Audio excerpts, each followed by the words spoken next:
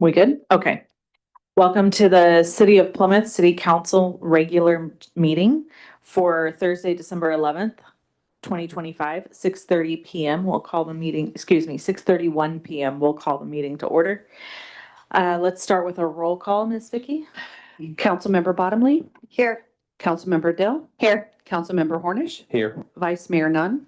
Here. Mayor Cranford. Here. Thank you. We have a quorum. Let's stand for the pledge. The United States of America and to the republic for which it stands, one nation, under God, indivisible, with liberty and justice for all.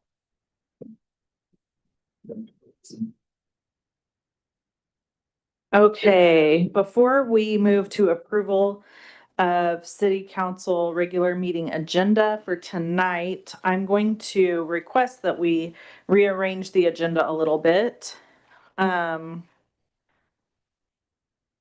Let's move and we'll go over this reason for this in a minute, but 7.2, 7.5, and 7.6, all above 7.1, put them together. And after we finish 7.6, move to 7, 1, 3, 4, and 7. Does that make sense to everybody? Miss Vicky? Okay, we're gonna move 7.2, 7.5, 7.6. So there'll be 1, 2, and 3. Correct. And then we'll, after 7.6, we'll do 1, 3, 4, and 7. Does that work? Okay. All right, with the amendment in place, can I get an approval? Or a motion, excuse me. I'll make a motion to approve the agenda with the amendments for December 11th. I second. Councilmember Bottomley. Aye. Councilmember Dill. Aye. Councilmember Hornish. Aye. Vice Mayor Nunn. Aye. Mayor Cranford. Aye. Thank you. Motion passes. Okay, at this time, we will take regular meeting public comment. This is anyone who wants to come up and make public comment that is not an item on the agenda. So if there's an item not on the agenda that you would like to discuss and come up, we would love to have you. Do we have any written in? No, we do not. Thank you. Go ahead.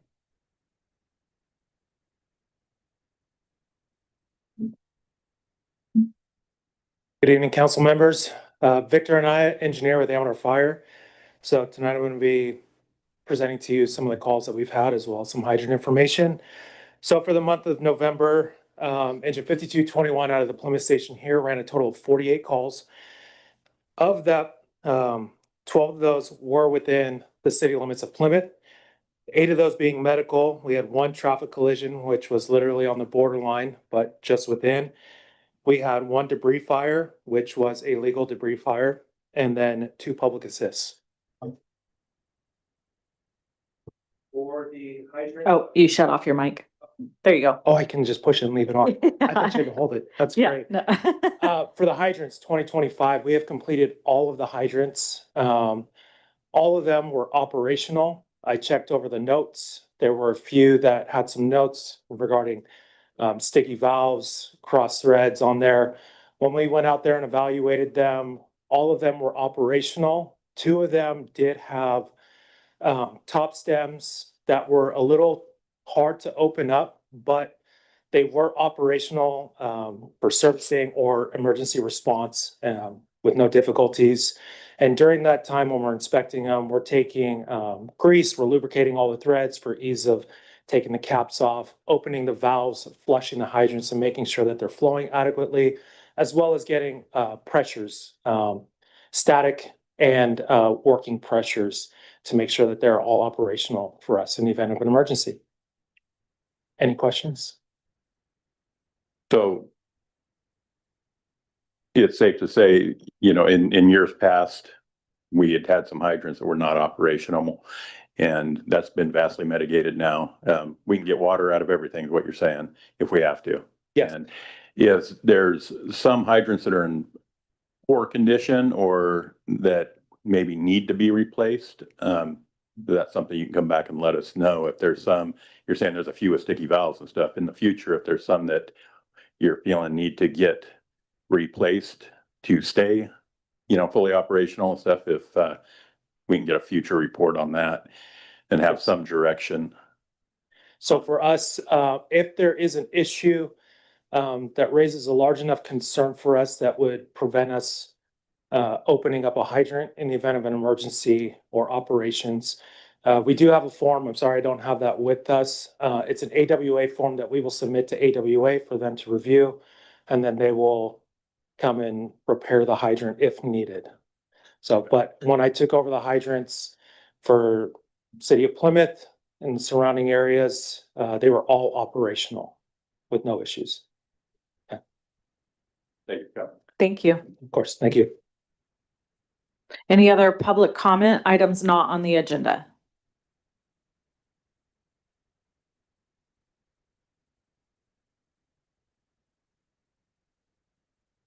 Okay, seeing none, okay. Oh, go ahead. Rosemary Marino, Moody, City of Plymouth. I believe your Zoom's not working because I tried to get my husband hooked up because he's under the weather and it's saying it's locked out by the host and he still is not able to get on. He just texted me. We do have a new person doing tech, so Okay. a little bit of patience on that. Couple things. I went to the planning commission on Tuesday night and they approved the new restaurant across the street. And I brought up my concern about parking, and I know that businesses on Main Street aren't responsible to provide parking. But I think it's a big issue, and I want to know how the city is going to deal with this, because last week I stopped at 6 p.m. at the post office to get my mail, and there were only 2 open parking spots. I went into the post office and there were nobody in there. Okay, so since the new pizza place opened, they're using the parking lot. The street's full. They're using the Fig Barn parking lot. I mean, they're closed at that time, but there's cars around. Tonight, I just went through there and there's 5 cars parked tonight in the post office. There's nobody in the post office. So it's going to be an issue, especially with this new place opening. And I think the city needs to address that because the post office is open from 5 a.m. to 9 p.m. for people to pick up their mail. And being the retired postmaster, I will tell you that people pick up their mail at all hours. And I already got a couple complaints to me. They want to know how to deal with it. So I know it's going to become an issue. The second thing is the Sweet Pea contract. I'm curious about that because I've seen the trucks go by now. Are they dumping on Saturday and Sunday? Because I saw them both Saturday and Sunday this week.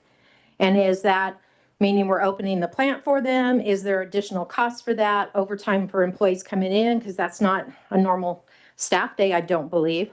So I'm curious about that. And then the last thing is, I'm going to keep bringing it up, is the safety on Main Street. Just Monday, I went out to walk. I saw a car coming down really fast. I was in the, standing next to the crosswalk. I waited for it to go by because I knew it wasn't going to stop. And then I looked both ways. I started walking across the road. And before I got 3/4 of the way over, this car, I don't know where it came from. So it must have it came down Main Street. So it must have ran the stop sign. It went by me so fast. And the lady was texting that I could have reached my leg out and got hit by that vehicle.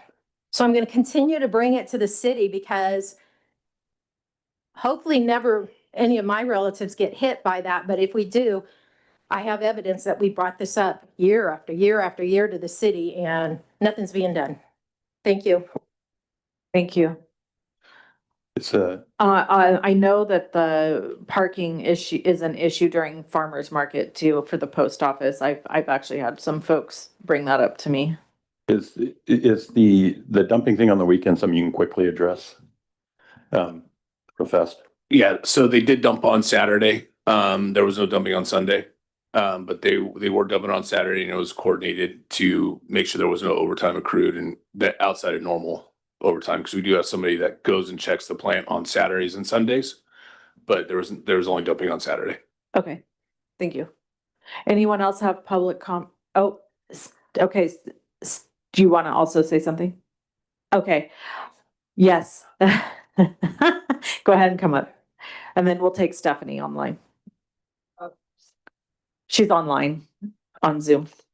Well, this is actually addressing Stephanie's concern about the post office park. That's Rosemary. I mean, Rosemary. Stephanie's on the thing. Oh. Same last name.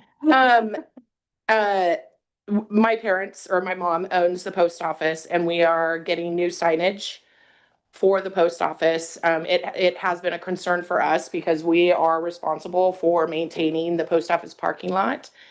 My brother and my mom and myself, we talked to the owners of the Crush Pizzeria and we asked them to encourage their customers to park somewhere else. So I just wanted to let you know that we are aware of the problem and we're, doing whatever we can as far as the owners of the property to make sure that the parking is available for post office customers. Can you do me a favor and say your name and where you're from? Oh, I'm sorry, Mickey East. I already knew that, but I know. just for the I'm record. pretty sure almost everybody here knows. Yes, All right, thank you. thank you. Okay, Stephanie is online for public comment, items not on the agenda. Hi, Stephanie Moreno. I was just able to join because your Zoom meeting said that the host had locked the meeting, so I missed the first 10 minutes of the meeting. We do have a new tech person, and so we're getting some stuff worked out. Sorry about that. Typically, they test before it starts to make sure it's working. So I did not hear what it is. I know that you made some amendments. I finally got the YouTube going. I don't know what those are, but I do want to say that I will say this into the record again, your agreement with Sweet Pea and the other contractors for sludge is illegal. It violates California law because you have not approved the fee that you're charging these people as part of your rate schedule. I did quite a bit of research in between now and the last meeting. And if you do your own research, you'll see that every jurisdiction has it on their rate schedule and it's adopted by their city council.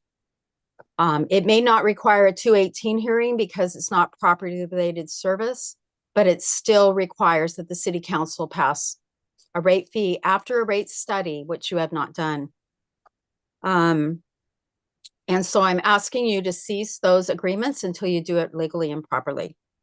Secondly, I'd like to ask why the recruitment for the city manager position was pulled off of Western Cities advertising, where most city manager positions are advertised, and instead is only being advertised on the Sacramento Bee site and the Amateur Ledger site.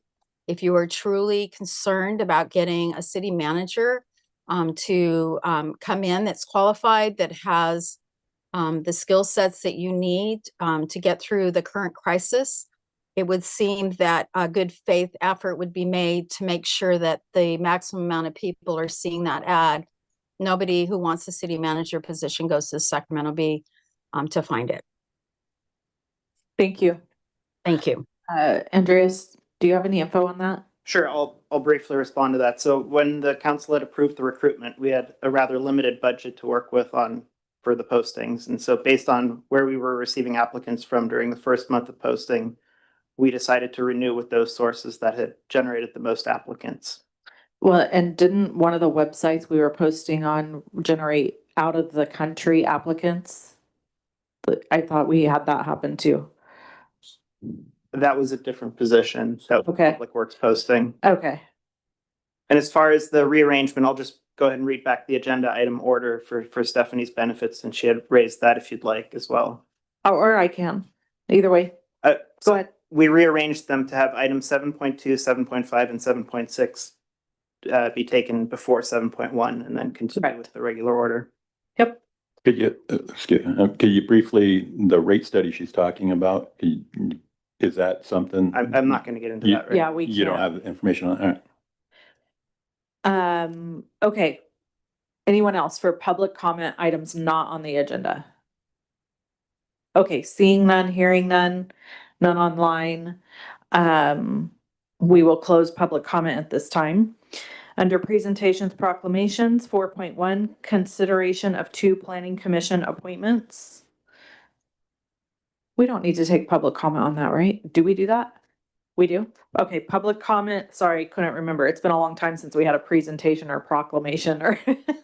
So So can I have public comment? Anyone want to give public comment on 4.1 consideration of 2 planning commission appointments? Stephanie?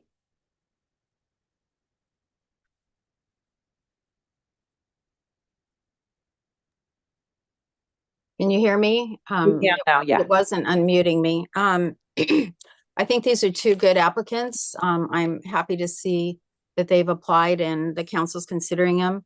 I would say that it's unusual not to have put their letters of application in the packet, as is normal, so that the city council can see that what their goals are, what their purpose in applying for is, and identify if there are perhaps any conflicts of interest that need to be addressed before appointment. Thank you. Thank you. Anyone else for public comment on this item? Seeing none, I'll close public comment for 4.1. Staff, do you have a report? We do, Madam Mayor.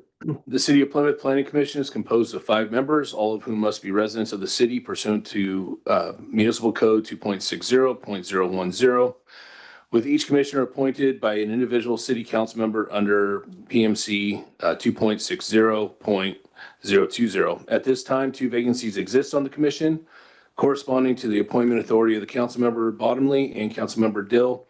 Councilmember Bottomley has recommended the appointment of Micah Malcolm, who meets all eligibility requirements set forth in the municipal code.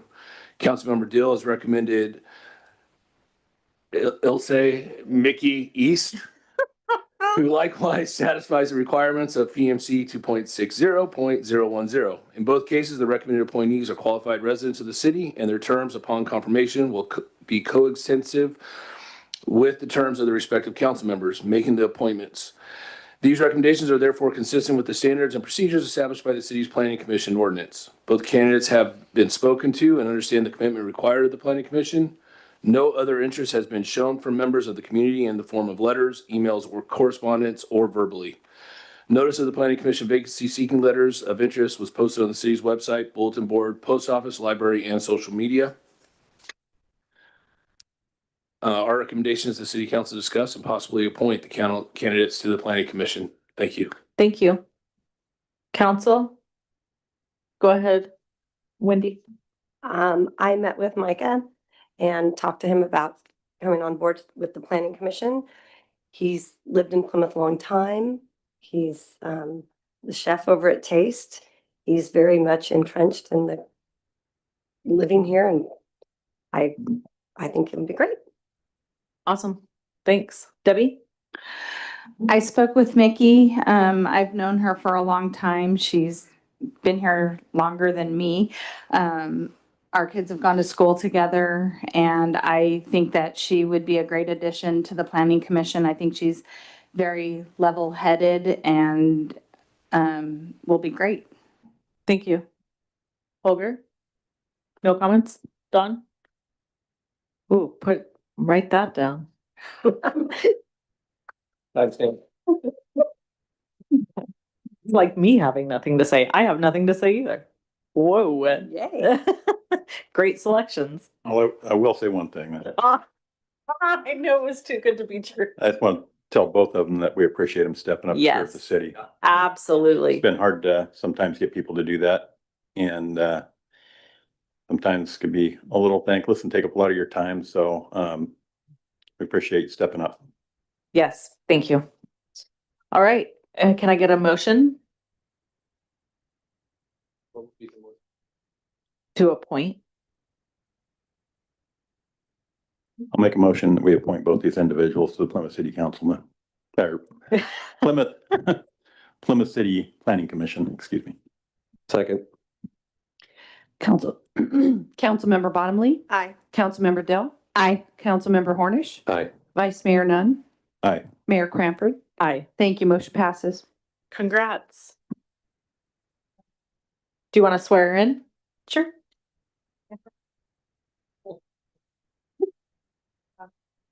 Madam Mayor, Mr. Malcolm wasn't able to be here tonight. He was so short term. Yeah, I heard earlier that he's at work making delicious food.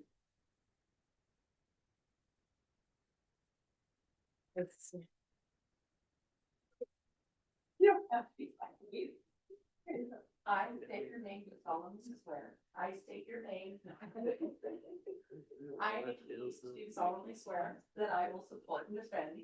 That I will support and defend the Constitution of the United States. The Constitution of the United States. And the Constitution of the State of California. And the Constitution of the State of California. Against all enemies, foreign and domestic. Against all enemies, foreign and domestic. That I will bear true faith and allegiance. That I will bear true faith and allegiance to the Constitution of the United States, to the Constitution of the United States, and the Constitution of the State of California, and the Constitution of the State of California. That I take this obligation freely. That I take this obligation freely, without any mental reservation, or purpose of evasion, and that I will well and faithfully. Discharge the duties upon which I'm about to enter.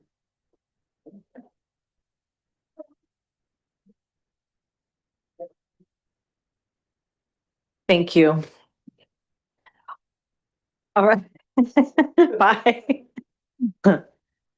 All right, so we're gonna move to consent calendar items. Can I get a motion to approve the consent calendar? Oh, nope, sorry. Public. I caught it. Well, let's take public comment on the consent calendar items. Does anyone have public comment on the consent calendar? Seeing none, hearing none, I'll close public comment. Oh, Stephanie? Thank you. I have to wait till they allow me to unmute, so that's why it takes long. It's not me.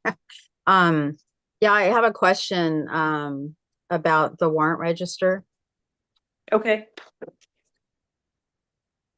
Do you want me to ask the question? Do you want to pull it off? Or what, how do you want to do that? you can ask the question. There are several charges on there that I saw that are being charged to general fund instead of that are ZR related. And I wonder why that's happening. Give us a minute to look at where you're talking about, so possibly I we think can. it's on the 5th, it's under the one that I noted first was under Geo Weber. Can you tell us what page? I think it's page 5 of 6. Let me get there really quick. 6 of 7. Page Page 6 of 7. 6 of 7, sorry.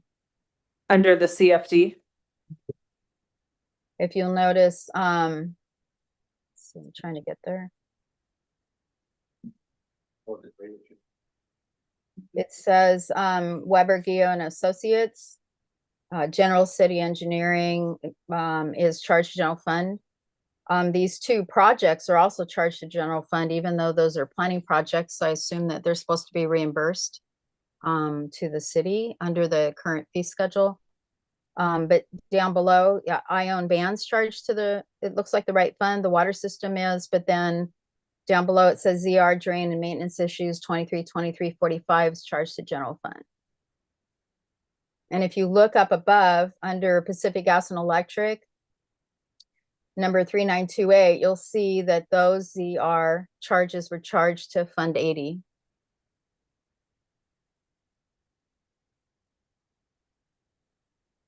Thank you. Thanks, we're looking. I don't know if you can tell that, but we're looking at what you're talking about. Give us just a second. You want to answer this, Cameron? Or can you? Sure. The only thing I can think of is that we've had a lot of movement here in the last week or two. And so I will definitely get with our finance director and make these corrections. Okay, yeah, just so everyone's aware, we did hire a new person in finance and we're making some transitions. So we appreciate it if you catch something and bring it to our attention. Thank you, Stephanie.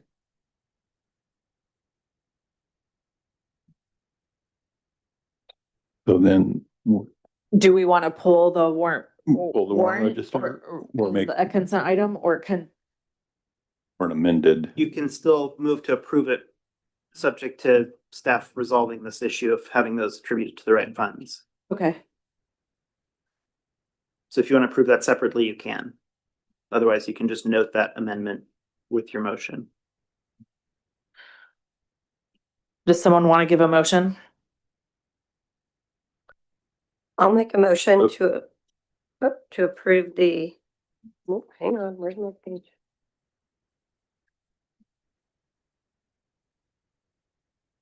The consent calendar. The consent calendar and the warrant register once the changes are made. The amendments Does that are work? done With amendments. with amendments. With the changes to move the ZR charges to the correct Yes. fund. Yeah. Second. Councilmember Bottomley, I, Councilmember Dell. Aye. Councilmember Hornish, Aye. Vice Mayor Nunn, Aye. Mayor Cranford. Aye. Thank you. Motion passes. Thank you. Okay, so we're gonna move to regular agenda items. So we're moving, as we talked about earlier, we're moving 7.2, 7.5, and 7.6 up in the agenda above 7.1.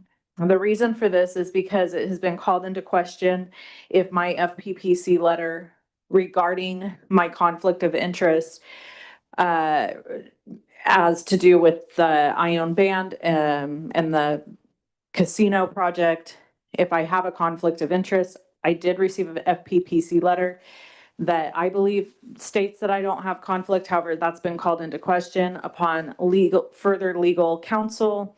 At this time, I'm going to recuse myself until we get further clarification from the FPPC on some of the matters brought into question. So I will be recusing myself from the dais on 7.2, 7.5, 7.6. And when we get past those, somebody will come and get me and I'll resume my place as mayor. In the interim, Vice Mayor Nunn will take over for running the meeting on those items. And then you have public comment, 7.2, 7.5, 7.6, right here. Here's the change right here. If you want to just use mine. Yeah. Wait till. Yeah.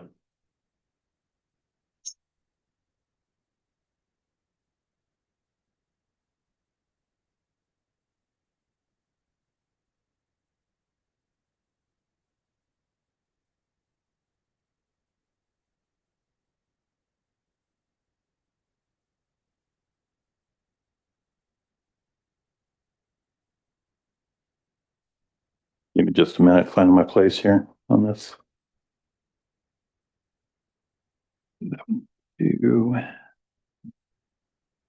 Okay.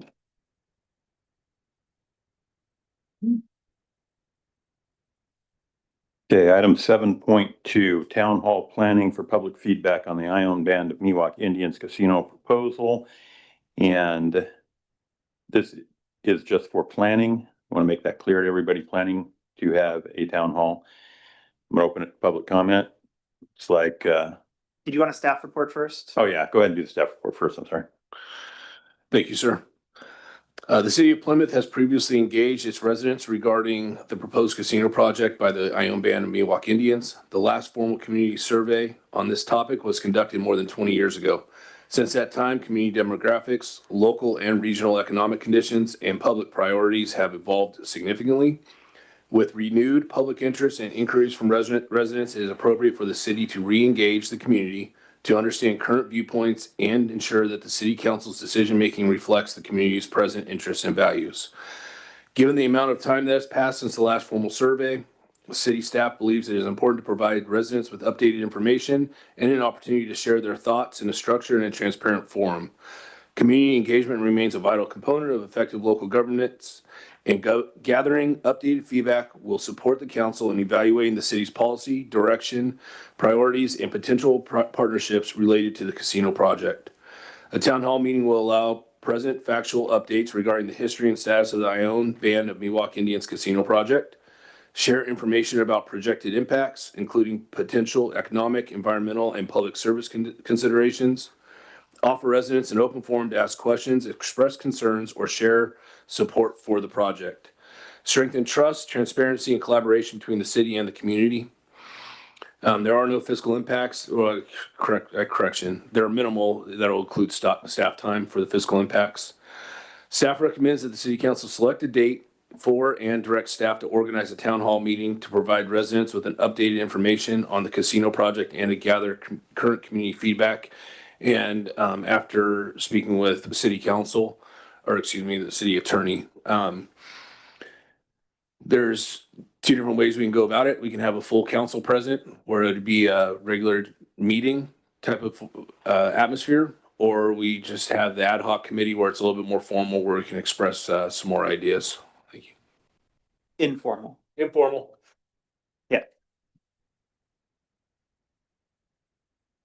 Thank you for that. Let's go ahead and open public comment. We have one on here. Mr. Cranford.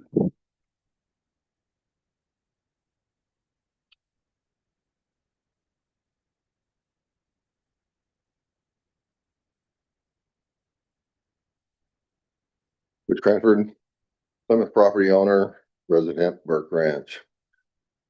Wow. Now, the last survey was taken 20 years ago, and all the data on which the current project is being built is 20 years old as well. All of the environmental data is from 2004, 2005. It's in the 2006 DEIS and the FEIS as well. Oh, and the updated 2024 ION mitigated negative deck is based on that FEIS.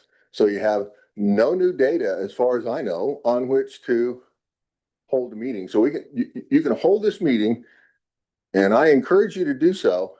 And I hope that somebody has some updated data, particularly, we'll get to it later, particularly on the water.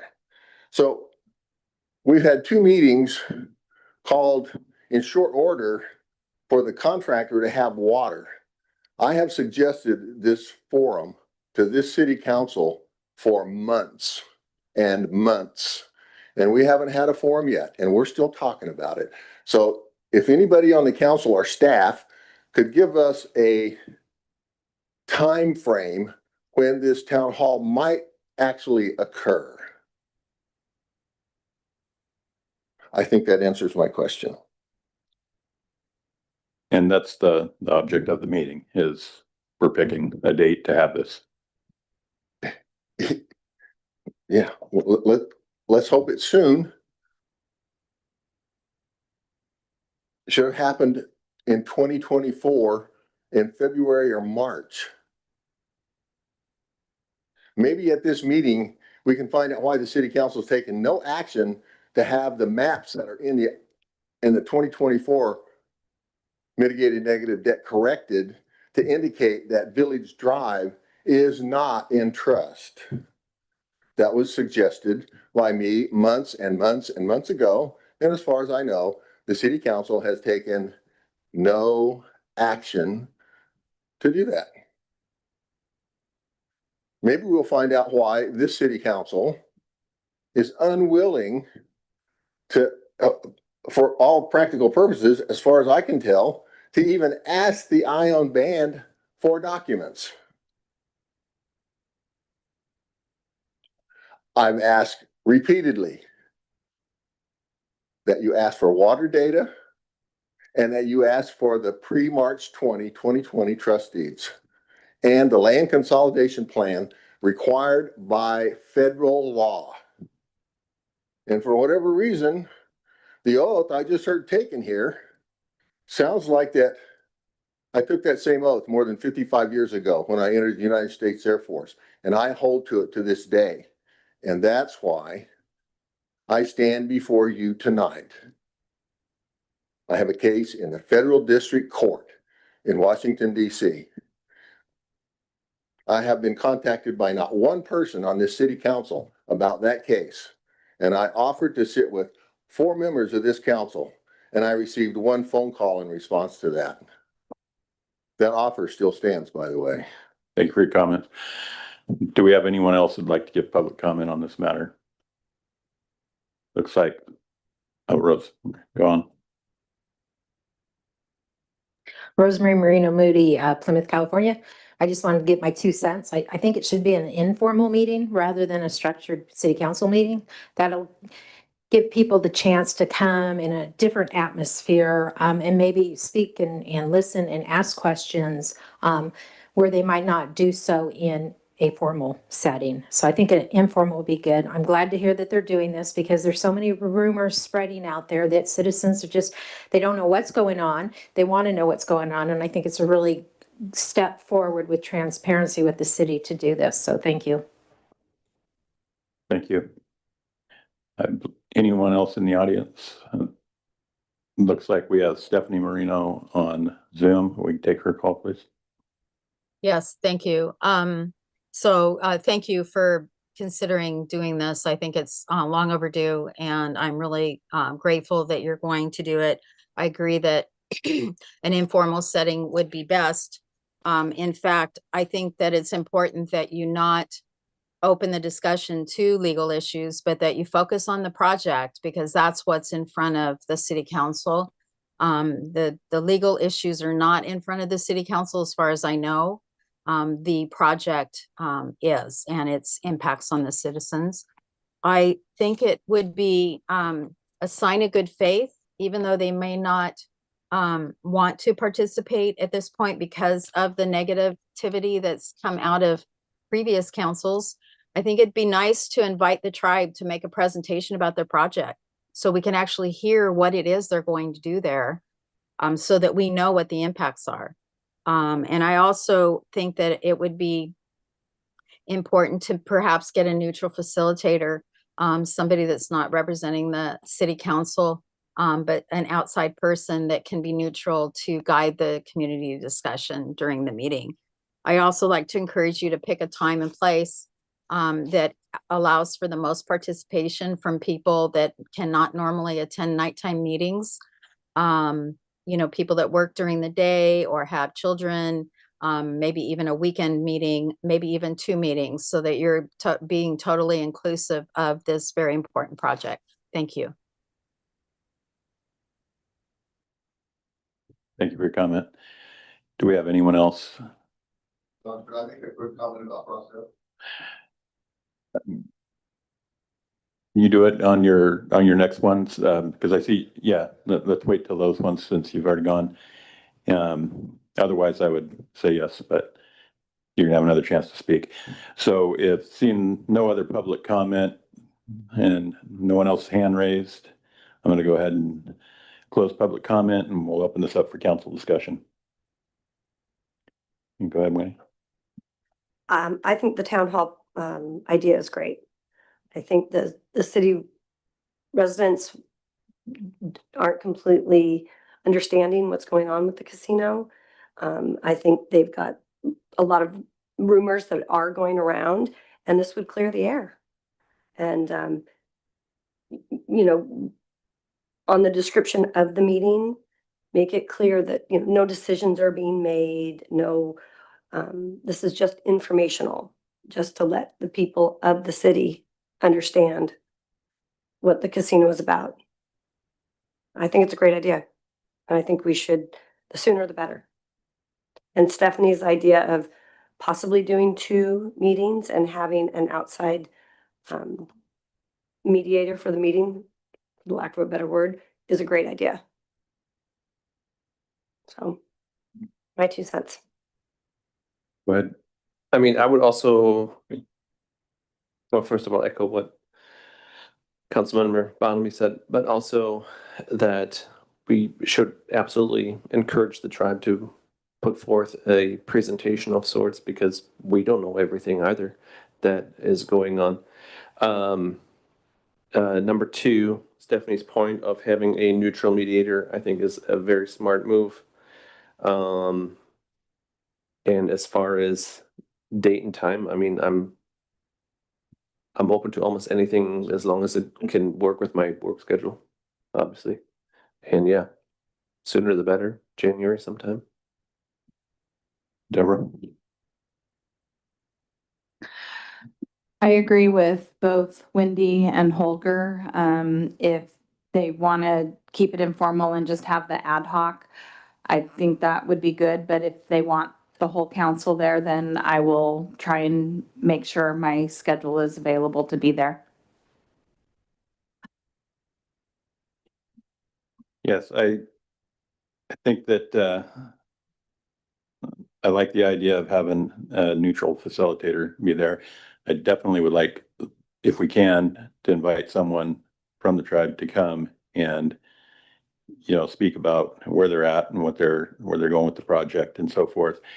I feel the biggest thing about this is that after moving to town, quite a few years now, 13, 14 years ago, the last time, to my understanding, that the meeting was held at town hall or any discussion on this has been closer to 23, 24 years ago. And we know how people felt then.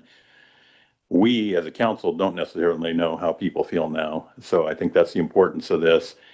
And for people to understand, it's like it has been brought up. So I would be willing, if everyone else thinks that, that possibly it would be better to do this, say on a Saturday or, it's due Sunday, but like a Saturday at some point, I would make myself available for that also. So it's kind of what people think would be best. And, or the idea of having 2 meetings to get people's input. Does council have any recommendation? I mean, I'm all for the informal version of this. I think the informal structure is gonna make it easier to have a back and forth rather than having our time limit on public comment, everybody getting one turn. I think for this kind of information session that Right. this seems to be the wish for everybody to have, Yep. informal structure would be better. And obviously the ad hoc committee would report back to the full council at the next meeting anyway Okay. about how it went. So everybody on the council would be informed. Okay. Yeah, I like that idea also because for the same exact reason, people are able to talk. We're not sitting there holding the clock on them. And, oftentimes people, after listening to other people speak, they have something else comes to mind they want to bring up. So I think if we're going to do it, make it open, make it where people can talk. And, I would agree with that. Another related consideration is how you'd want to publicize this event. You're gonna want to, do you want to send out a flyer to everybody in the city? Do you want to just post it on the city's website? Do you want to post it on social media? How do you want to go about publicizing the event? Could it be possibly, I think we've gone away from it, but for years, the city would simply just add little flyers or the Plymouth Colony thing to the water sewer bill. What would it cost to just add something to the water and sewer bill like that? And we'll put it in the ledger maybe? Yeah, the only thing is, my feeling is on it is obviously there's stakeholders outside of the city limits, I mean, you have people, obviously Burke Ranch and the surrounding areas who aren't technically in the city, but I mean, they're Plymouth residents essentially. And so there does need to be a way for those people, because they're all affected also, to know about it. I think for the residents though, maybe putting something on the water sewer bill and then possibly a small ad in the paper, or I think we should also also letting people in the surrounding area know that are surrounding the city that are affected. connect with each HOA, Yeah, right? And they can help us spread the word, certainly. yeah, it's just, I know Willow Creek, I think Burke Ranch has one, and Willow Creek, I believe, does. They would be somewhat affected by this. But as far as the people outlying, or possibly, I don't know if it's something we could ask the post office, what if they just put one in everybody's box? Because everybody in this, in the area it's something to look into, we just have to look at what the expense is of doing that. I don't have those figures off the top of my head, but I could definitely get some answers to you. Yeah, I mean, it's just something, you bring back to the next meeting. And how much lead time do you think we should have? If we're hoping to do this meeting in January, I don't know that we can bring back costs at the January meeting. Got it. And get it off the ground. That's why I was hoping for some direction now on a rough ballpark of what kind of Right. marketing budget you'd want to attribute to this. And we did just, When does the casino open? their When's the soft opening, it's I in think February. is January, Jan- soft opening. It's not verified, but I was told February 22nd is their hard opening date. There it is. We'd like to maybe Oh, do but- this before it open, does that? Yeah, Have I've been this told the end of February. Well, I think we could pick a budget for what to spend on advertising it. I think that if we're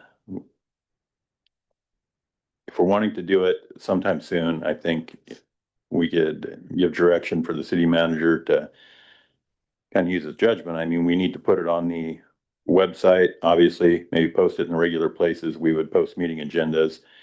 Try to put it in the water sewer bill. I'm not sure what date that's going out, the next one. Or talk to the post office about, you know, if we were to have staff print up some kind of small thing that could go into the boxes at the post office. I don't know if you can just put things like that in the post office boxes. You can't, but you could have them do it. You can't put stuff in people's, I believe, and we have somebody who could tell us real simple. She can stand up. Yeah.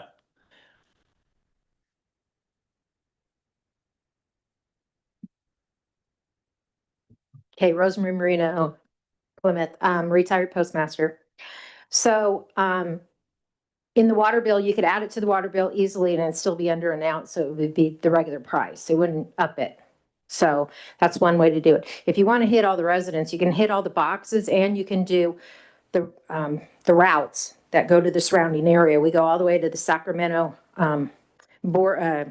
Sacramento County line, the El Dorado County line on both sides.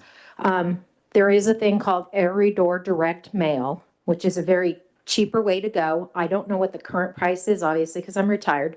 But it was about 17 cents per sheet. You make up the sheet. You can do both sides. You can, it's usually like cardstock or a little lighter, but not the real flimsy. And you can do them and drop them off at the post office locally. And there is a tool at USPS.com for Every Door Direct that you can go in and you can see how much it would cost to hit everyone. So you can decide if you want to go on the routes.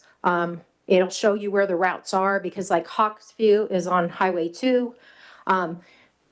Out there at Will Creek Estates, that's Highway 1 all the way out, you know, Old Sacramento Road. But you can go in and play with the numbers and it'll give you a cost. But it's very, a lot of businesses do it because it's a lot cheaper. You don't have to get the permit. You don't have to have so many pieces to go out. It's just you decide which areas you want to hit. You say, you do it, it calculates it, it shows you how to print it. It's very easy and economical. So that is a good way to do it. And plus you would get, if you go out on the routes, you'll get the outer allying people around.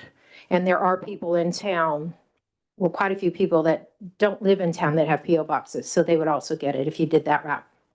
How many days lead time does that process have? It doesn't take long. I mean, you go in, you can design it. You have to put the logo on it. It gives you all that information. You just print out the statement for the cost. And you can either pay it online or pay it at the post office. You just take that paperwork in with the mailing and they accept it that day. And usually it'll go out the next day to the routes. Okay. Mm-hmm. Thank you. Thank you for that.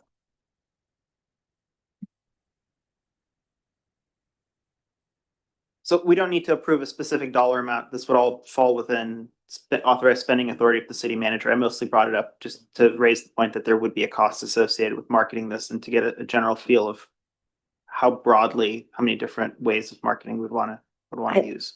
I think it's a minimal cost and a great thing to do. Like, just because it's going to cost us a little bit, we can't not do this. Yeah, I think, go ahead. Go ahead. No, what's rolling around in my head right now is that I think we're gonna have to wait for staff to come back with a timeline, what is feasible. And then we can probably just pick a date that at that time. Would that be correct? I think we pick a date now, then we can get to work.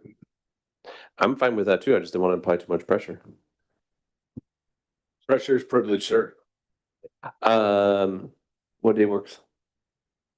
And do we have to have staff here for setup, tear down and stuff? We could have it set up during the day or prior to, if it's on the weekend, then we could do it before we close out for the day. Okay. And we're looking at February? They open in February. I would think January. I would think January here. And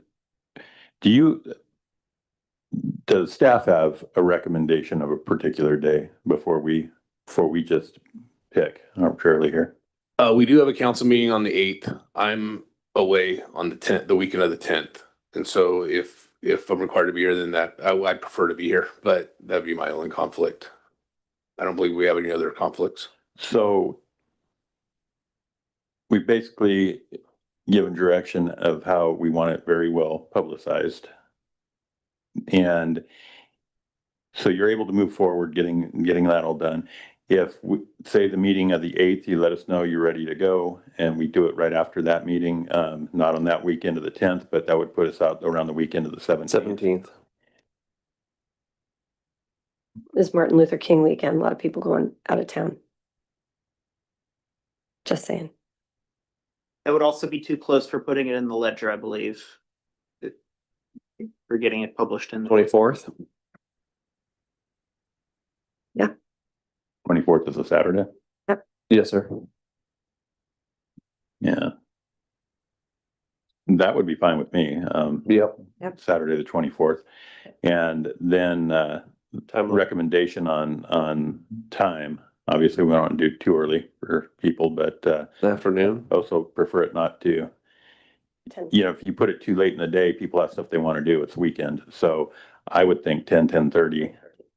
Till Well, till we're done, I guess. I mean, we don't want to cut people off. The whole point is to let people come and speak and say what they want. So we put a time limit on it, then I think by adding a time limit though, you give structure of some level. I mean, it could take 8 to 10 hours.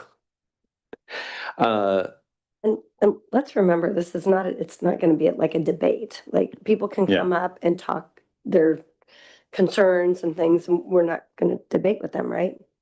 yeah, I'm fine with what you guys want. If you guys want a set of specific, like 10 to 12:30 I or would 10 do or 10 to 11:30, I don't care. I mean, I'm happy to go longer than that, like 10 to 2 or something, but We can go 10 to 12. If it goes over, it just goes over. I mean, There you go. as far as, we'll just keep our own plates kind of clear for that day. And okay. did you have some more information, Rosemary? If you want to come forward, please.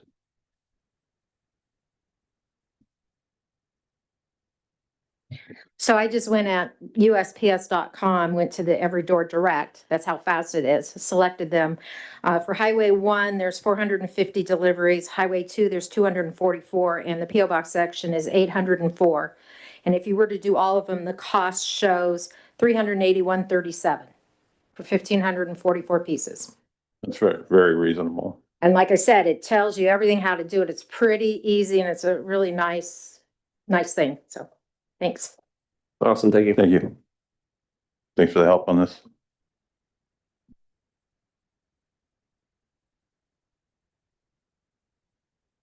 So it sounds like, staff have any questions of the council on this? It sounds like you have direction and use your judgment on it. That sounds like Rosemary's idea is a pretty good one there, as far as getting it out to everybody. Yes, sir. We'll get it handled. Okay. So I think we can close that. It's nothing we need to take a vote on or anything. So we'll move on. Okay, let's go item 7.5, authorization to continue bulk water supply for Moorfield construction for the Acorn Ridge Casino project. Let's go to staff report.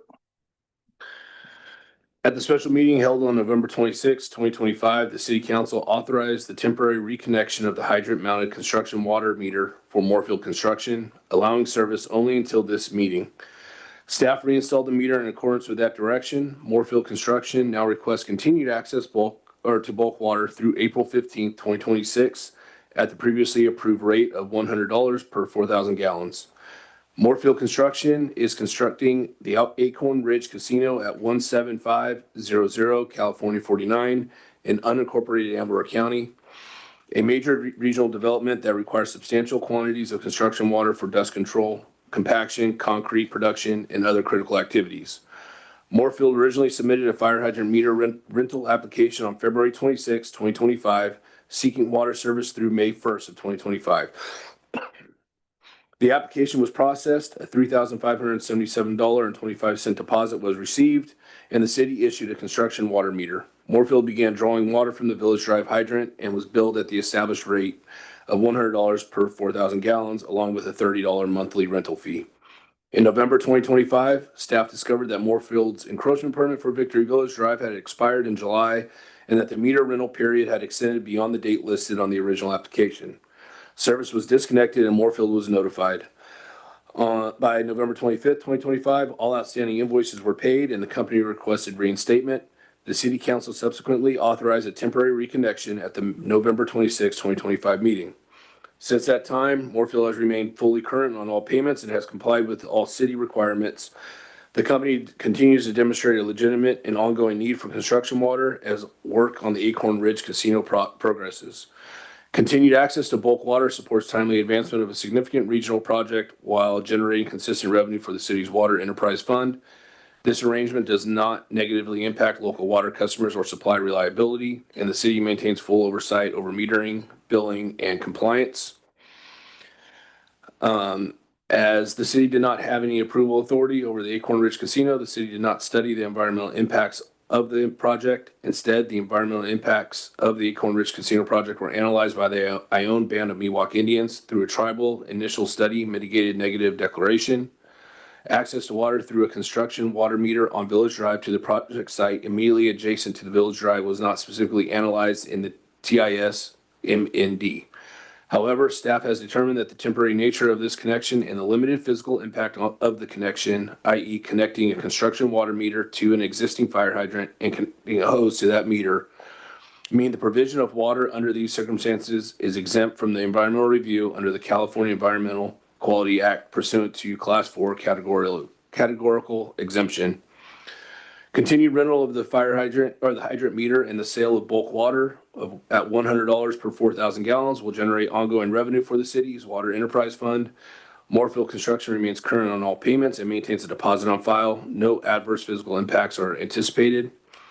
And staff recommends that the city council discuss and possibly authorize the continued use of the construction water meter by Moorfield Construction through April 15th, 2026 at the established rate of $100 per 4,000 gallons and direct the city manager to execute any necessary documents required to facilitate this extension. Thank you. Thank you. This time, I'm gonna open this to public comment. I believe we have Butch Cranford.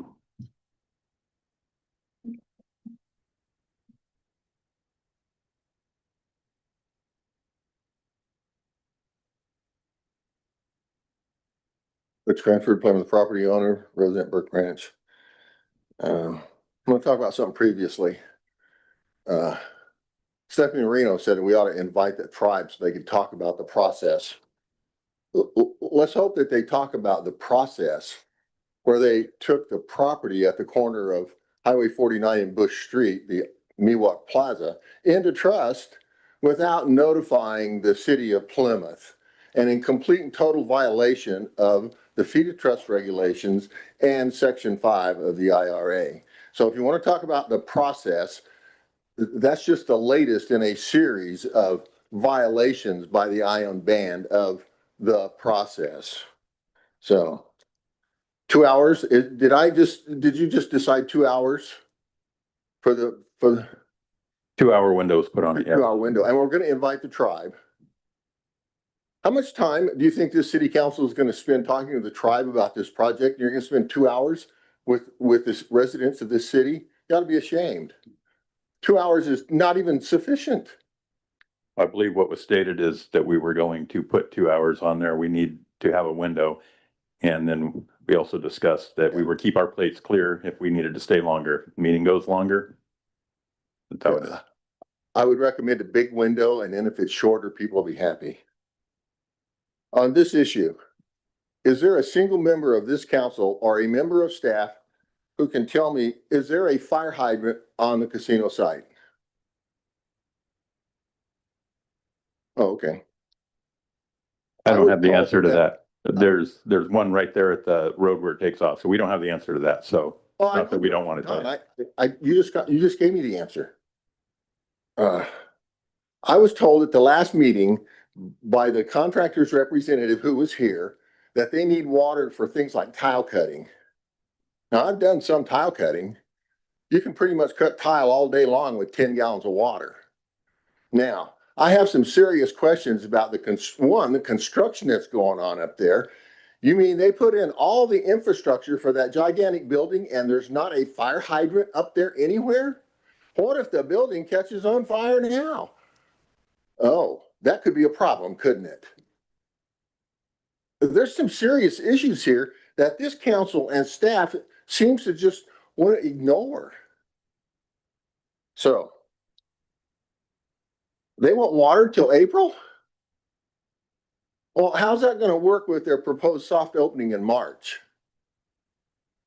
I don't think that's going to work very well. This water, A, needs to be cut off now, and you need to find out what water is available on that site because they allegedly have a 100 gallon per minute well that they can get all the water they want out of. So, till 4/26, no. Not till tomorrow. Cut it off now until you get the water data, until you get the trust documents, and until you get a land consolidation plan, and until you get the maps corrected. Thank you. Believe Stephanie Marino has her hand raised. Stephanie Marino has her hand up, if we can take that.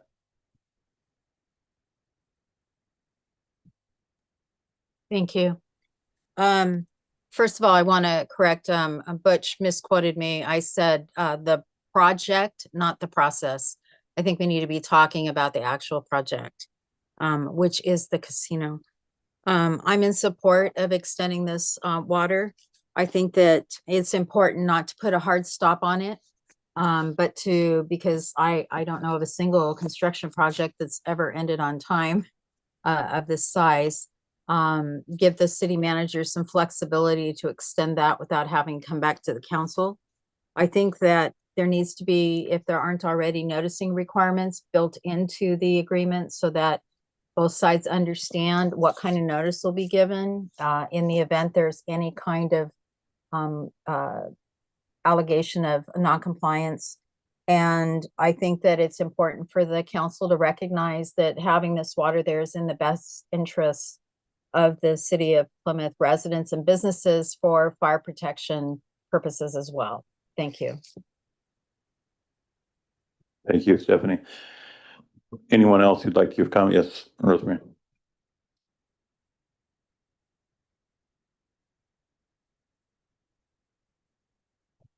Rosemary Marino Moody, Plymouth. I just have a question regarding this $30 monthly rental fee for the meter.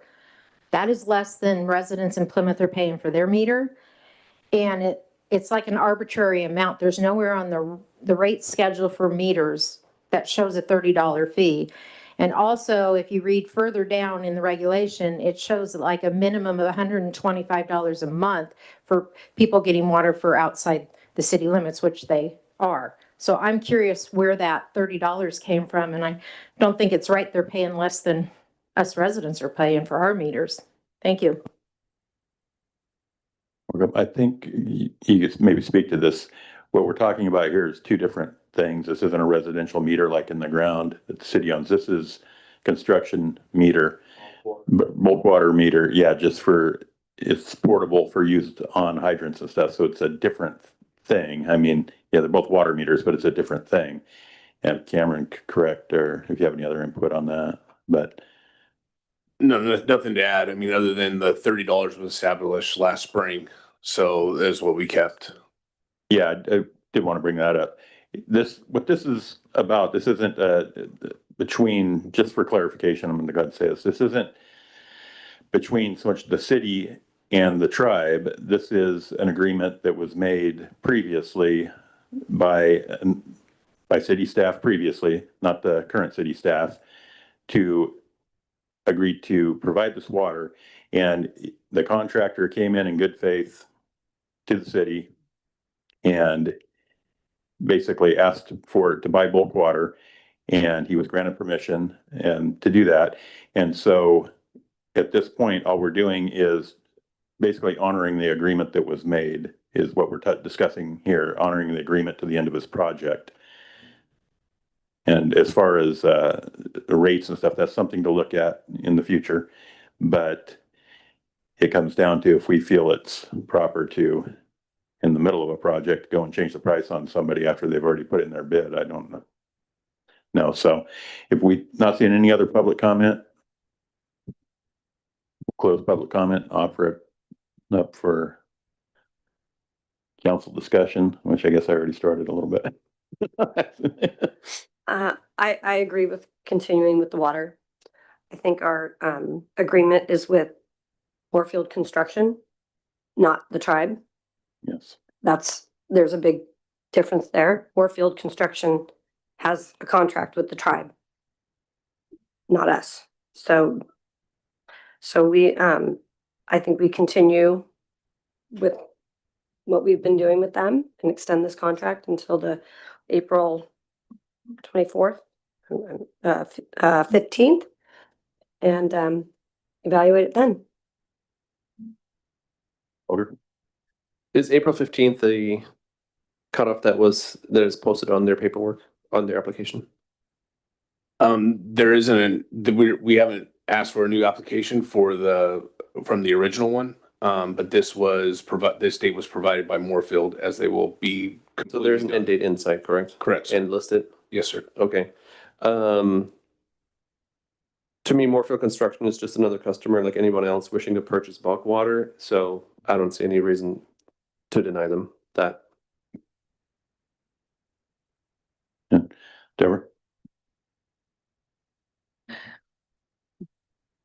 Do we do a lot of bulk water with other, is this like the rate that we would charge other people for a bulk water rate? Currently, Councilwoman, we sell bulk water to one other entity, and that Moorfield's paying about close to 3.5 times more than they are. Okay, thank you. So I believe it's been brought up, the rates of the water and so forth, and I think those are all legitimate concerns people have had, and it's obvious that we need to look at that along with several other things in the city at bringing things current and uniformed on what we charge. I just don't think that's really the topic of discussion here. Is basically it comes down to this contractor came to the city in good faith and asked to buy water. He's not part of everything else going on. He was told that yes, he could buy the water. He was given a rate. He agreed to pay it. And to me, it comes down to, basically honoring the agreement the city made, whether the agreement should have been made or not. At this point, the fact of the matter is that's a whole nother thing to look into. The fact of the matter is the deal was made. And I believe that the city makes a deal, for better or for worse, you need to stick to it. And so I believe that we should honor the agreement. I believe that what Ms. Marino said online is right. Construction, I did it for well over 10 years. Projects never end on time, and people need extensions. And like I said before, this person already put in their bid, being told they were going to buy water at this rate. So I don't believe it'd be right to go and change the rate on them in the middle of a project. So I'm for extending this out. I'm for granting the city manager permission to add up to another 1 month or 3-month extension if he has to, if something happens and he feels it's necessary. So this whole thing doesn't have to come back before council again. I think we would do that for anyone else. And I don't think we should treat Moorfield any different than anyone else is treated by the city. I think it comes down to, we treat everyone who does business with us the same across the board. I'll make a motion to approve the authorization to continue bulk water supply for Moorfield Construction for the Acorn Ridge Casino project. I'll second that. Councilmember Bottomley, Aye. Councilmember Dill, Aye. Councilmember Hornish, Aye. Vice Mayor Nunn. Aye. Thank you. Motion passes. All right, moving on to 7.6, we're gonna go to report on encroachment permit activity related to Moorfield construction and the Acorn Ridge Casino project. If I could get a staff report. Thank you, Vice Mayor. In January 2025, the former Public Works Director approved encroachment permit number 2025, TAC 01, TAC 27, authorizing Moorfield Construction to relocate a city-owned fire hydrant and perform related work necessary for a new entrance to the Acorn Ridge Casino located at 17500 California 49 in unincorporated Amador County. Although the casino project lies outside city limits, the work required adjustments to city infrastructure, making the encroachment permit necessary. The permit covered the period January through July 2025, and Moorfield Construction has fully completed all activities authorized under that permit. It should be noted that I think they finished after the July 2025, but it is completed. During subsequent coordination with Moorfield Construction regarding both the encroachment permit and the contractor's interest in purchasing bulk water for on-site construction needs, the contractor submitted a second encroachment permit application. This additional application was submitted proactively to ensure proper authorization in case an encroachment permit became necessary to facilitate bulk water access. Importantly, the application does not request or allow any additional construction, modifications, or new work beyond what was already approved and completed under encroachment permit 2025, TAC 01, TAC 27. At this time, staff has determined that no new encroachment permit is required, and therefore the supplemental application has not been issued as a new permit.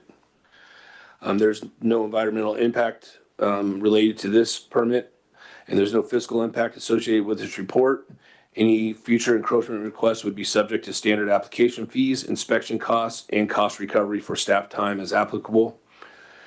And staff recommends that the City Council receive and file this report regarding status of encroachment permit 2025, TAC 01, TAC 27, and the supplemental application submitted by Moorfield Construction, and authorize approval of the additional encroachment permit for administrative purposes only, should the council determine that such approval would support clear documentation and continuity of project records. Thank you.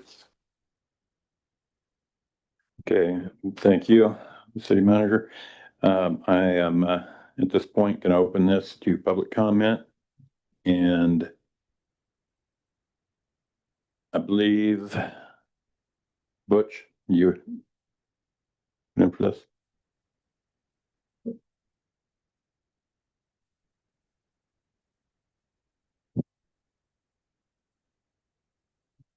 Butch Cranford, Plymouth property owner, Burke Ranch resident.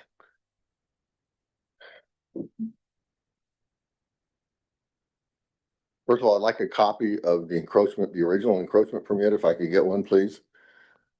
Is there anything in that encroachment permit that allows connecting of a paved road to Village Drive? Yes or no? I'll take my time back too. If the city attorney would like to answer that, if you can, or Public comment, we're Yeah, not yeah, getting into a yeah. back and forth here. yeah, so he's right, it's It's public just a comment. question. It's a yes or no question. Oh. No. Well, We can't answer that this time. well, can't answer that. Well, man. I'm glad we have public comment so we can ask questions and find out what's But I going on. believe we can get you a copy of what we have. Relative to water, this whole issue that you just decided, they allegedly in 2005 and 6 had 83 gallons per minute water out there. Where's all their water gone? And then they drilled another well for 100 gallons per minute. I'm going to suggest to you, because I just verified with Amador Fire, they have a fire hydrant out there. Why aren't they using it for the water for the contractor? Well, an obvious answer comes to mind, because they don't have any water. Now, this encroachment, I'm going to remind the city, John Colburn's not here tonight, but he and I sued this city about 20 years ago for CEQA violation. And there's a state court order that's binding on this city and on the Ion Band as well, that anything that has to do with Village Drive is most likely going to require CEQA. Now, I would suggest that attaching another street, does anybody know the volume of traffic that might be coming on Village Drive because of the attachment of that street. Oh, maybe that would happen in a CEQA evaluation. So be careful, because we were successful in state court and we have the court order that the Ione band appealed to the circuit court, and that judgment was upheld. Do your CEQA work. Thank you. Mr. Cranford, oh, I can give this to you again if you like. Okay, it looks like Stephanie Marino has her hand raised on Zoom. If we could take that. Hi, first of all, in response to what Butch was just saying, I want to say that, the CEQA for that he's referring to was the agreement, which was a very big agreement that, needed CEQA on it, between the tribe and the city of Plymouth for all the impacts that were needed. And it did need CEQA, and the court ruled that the CEQA had to be done, and it rendered the agreement moot. I think the city council canceled it. So that went away. I don't know that there were any binding things other than that agreement. So I think it's worth looking at. However, I think that that's being conflated with what's on the agenda tonight. This is exempt from CEQA, an encroachment permit that has already been completed. And I see now where Cameron was talking about the July date. The July date was on this encroachment permit, not on the water agreement. Those two things were being conflated in the previous city council meeting. This encroachment permit is to create a driveway for access to the new casino and to abandon existing I think it says 1 inch water service. I don't think that's right, but water service and relocate a fire hydrant. So that was the encroachment permit. That had nothing to do with the water that was being provided. Those are two separate things. So the water did not expire July. This encroachment permit did. So I just want to put that into the record. And I understand that this was just a report, but I wanted to correct those fallacies that have been stated tonight and at a previous meeting. Thank you. Thank you. Seeing no one else, their hand raised, I'm going to go ahead and close public comment at this time and open this up for council discussion.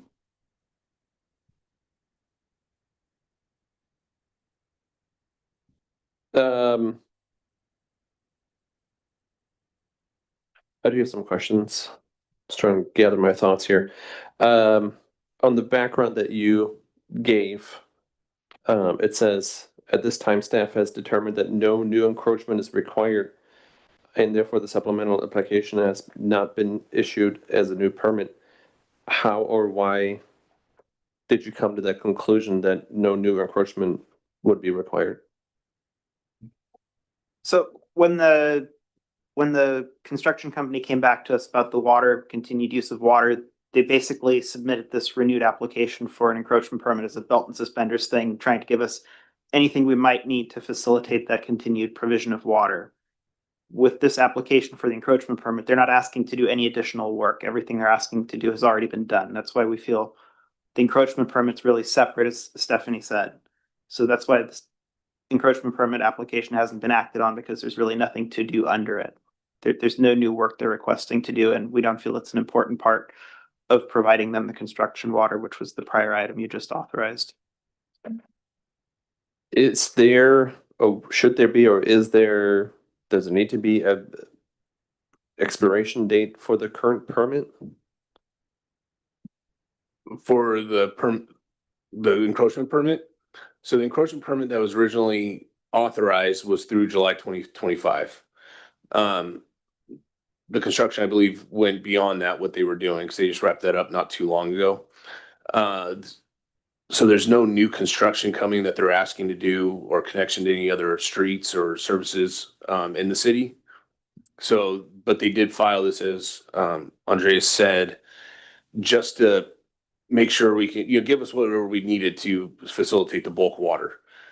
We did not act on this. We haven't approved this encroachment permit. It's been decided by the council that all permits or permit requests come to the council.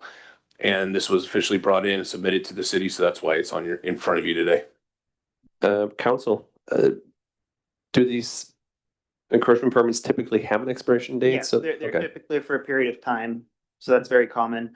And as Cameron mentioned earlier, if there were additional work that the construction company It would wanted to restart. do, we would need a new encroachment permit application that actually outlines what work they would want to do.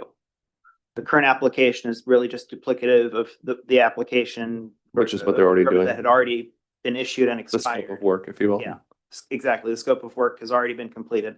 So this current application we have for the encroachment permit really wouldn't accomplish anything. Thank you. Debbie, you have anything you want to say on this?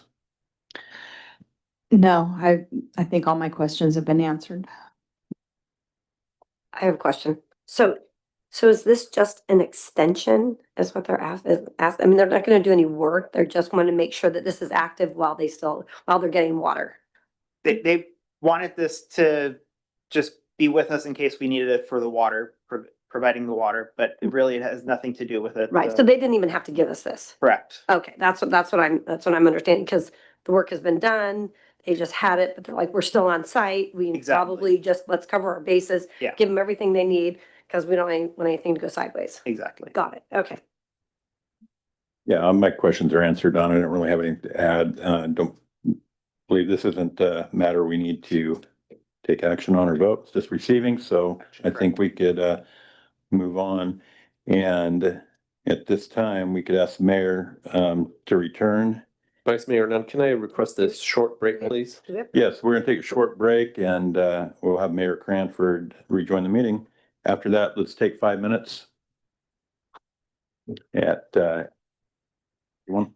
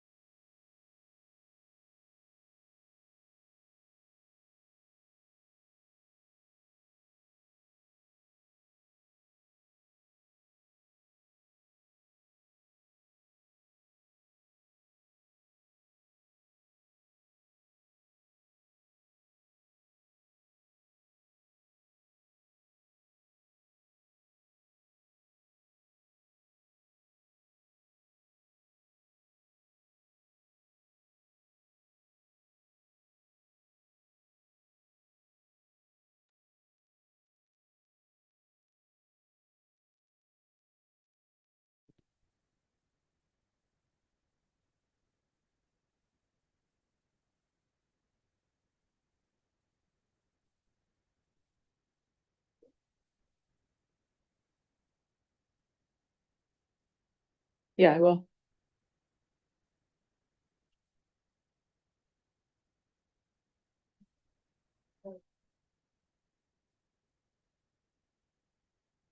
Maybe we never shut off recording. I thought I heard it. We're recording? Okay. All right, we're gonna call the meeting back to order at 8:01 PM. We'll move to item 7.1, consideration of ACRA dissolution and execution of acknowledgement letter. Can we get a staff report on this? Thank you, Madam Mayor. The Amador County Recreation Agency, also known as ACRA, has formally notified its member jurisdictions of its intent to dissolve and cease operations.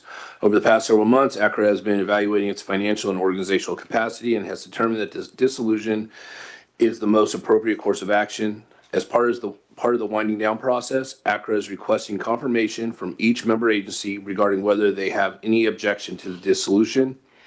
Historically, the city of Plymouth has not been obligated to contribute litigation fees to ACRA and has chosen not to participate financially in that component of the agency's funding structure.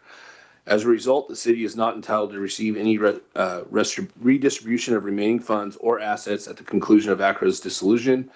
ACRA has indicated that any remaining financial resources will be used to satisfy outstanding obligations incurred through the close of operations. And I did put in front of you guys tonight the breakdown of what each city or member agency is going to be receiving. I received that today at 5:12. So from the And county you also council. provided it to the lobby. I did provide it to the lobby as well, so I apologize if it wasn't in time to make the packet. ACRA is requesting that its member agencies remain in place during the final stages of the dissolution process to facilitate an orderly wind down of agency business. This includes completing final administrative, financial, and legal tasks necessary to formally terminate the agency. Amador County Council has indicated that it may prepare a formal letter for each member entity to sign, acknowledging ACRA's dissolution and confirming that the entity has no objection to the agency's termination. There's no environmental determination and fiscal impact. There is none to impact to the city of Plymouth. The city has not historically contributed mitigation fees to ACRA and will not receive any distribution as part of the dissolution process. And staff recommends that the city council formally acknowledge ACRA's intention to dissolve, indicate that the city of Plymouth has no objection to ACRA proceeding with its dissolution process, and authorize the city manager to sign the letter acknowledging ACRA's dissolution. Thank you. Oh, and I also attached a recent email from county council and the original JPA ACRA agreements. Thank you. Thank you. Public comment on this item, 7.1. Anyone? Online? Stephanie has her hand up. Yes, if I could get some clarification, I thought that the city had voted to pull out of ACRA several years ago. So did that not happen, or did they vote to do it and just didn't go through, or am I remembering wrong? Because I thought that there was a discussion about that.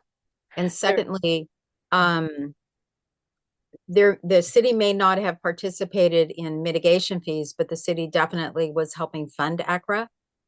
If I remember right, they were putting money into ACRA. And so it seems to me there are assets related to that funding that should be part of this, not just mitigation fees. And those are two separate things. The mitigation fees were going towards, actual probably infrastructure on actual recreation programs, but there was a participation fee that the city of Plymouth was paying at least at one time. And so those are assets were purchased with that, like office assets or things of that nature, and those should be considered as reimbursable. Thank you. Thank you. I can provide some clarification after the rest of public comment on this, because I am on the ACRA board of directors, so I can provide some of that. Anyone else want to make public comment on this item? Okay, seeing none, hearing none, I'll close public comment on this item. So really quick for clarification, we did not, as far as I'm aware, and I've double checked with the city, with Cameron, and I've double checked with ACRA, we did not pay our participation fees this year. They were paid in the past. You are correct, Stephanie. There are assets to be divided and given out.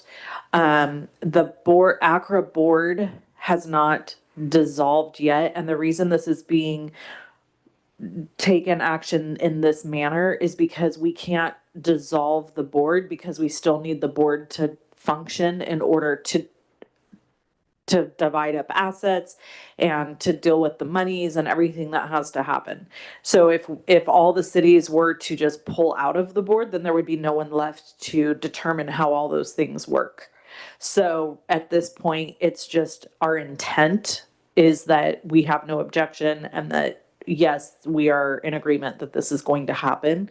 And then that kind of allows the ACRA board, according to county council, what I was told, that then allows the ACRA board to work in accordance with dividing the assets up and doing whatever else needs to be done, making sure all the cities get their monies back appropriately, and things like that. So I hope that provides some clarification as to why we're doing it this way and not just completely removing ourselves.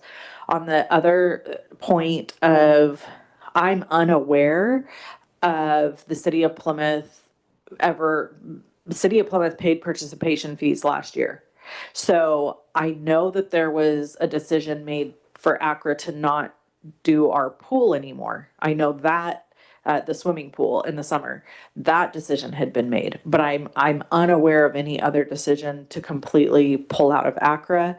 And we've been sending somebody from our city to be on the ACRA board since I've been here and before. I know the last council had somebody on the board, Mary Ann Ackerland was on the ACRA board before me. So I have no knowledge of that. Andreas, do you have any knowledge of that?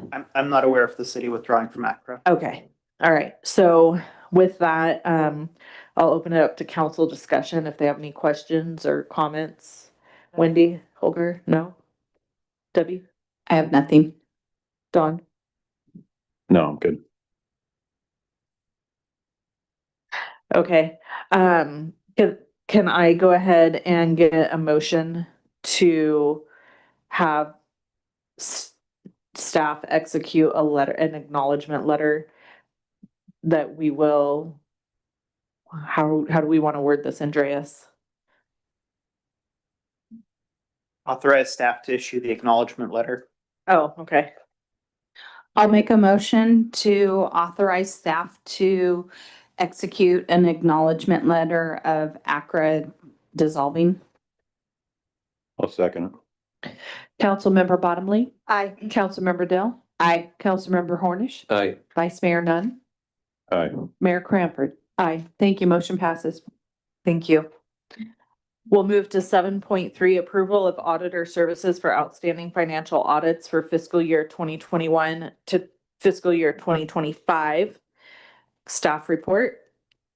Thank you, Madam Mayor. On April 13th, 2023, the City Council approved a letter of engagement with the Pun Group to complete the City of Plymouth's fiscal year 2021-2022 financial audit for a contracted amount of $35,000.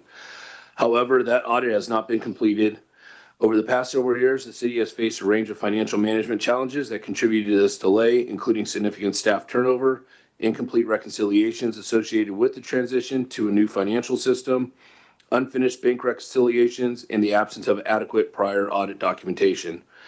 Staff also encountered difficulty locating records necessary to verify past financial transactions, along with numerous incorrectly posted entries and broader issues related to fiscal organization.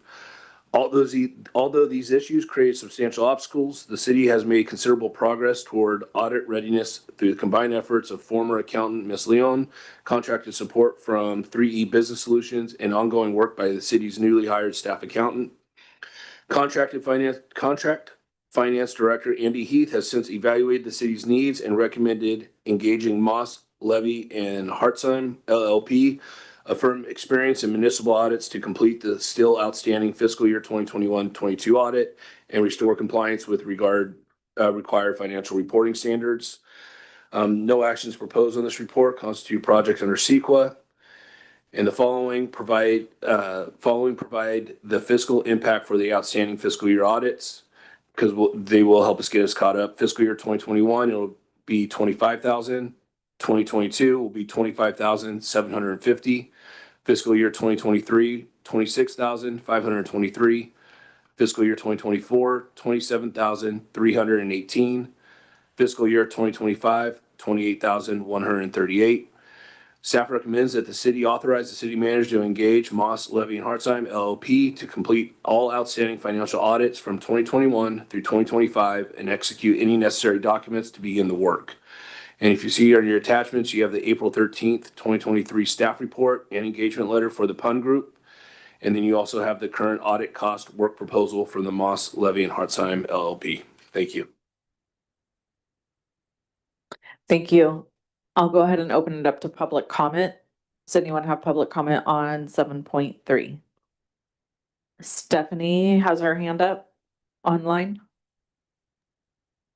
Go ahead, Stephanie. Hi, can you hear me? Yes. Okay, so if you could allow me to go through these points, because I'm a little confused about some of this.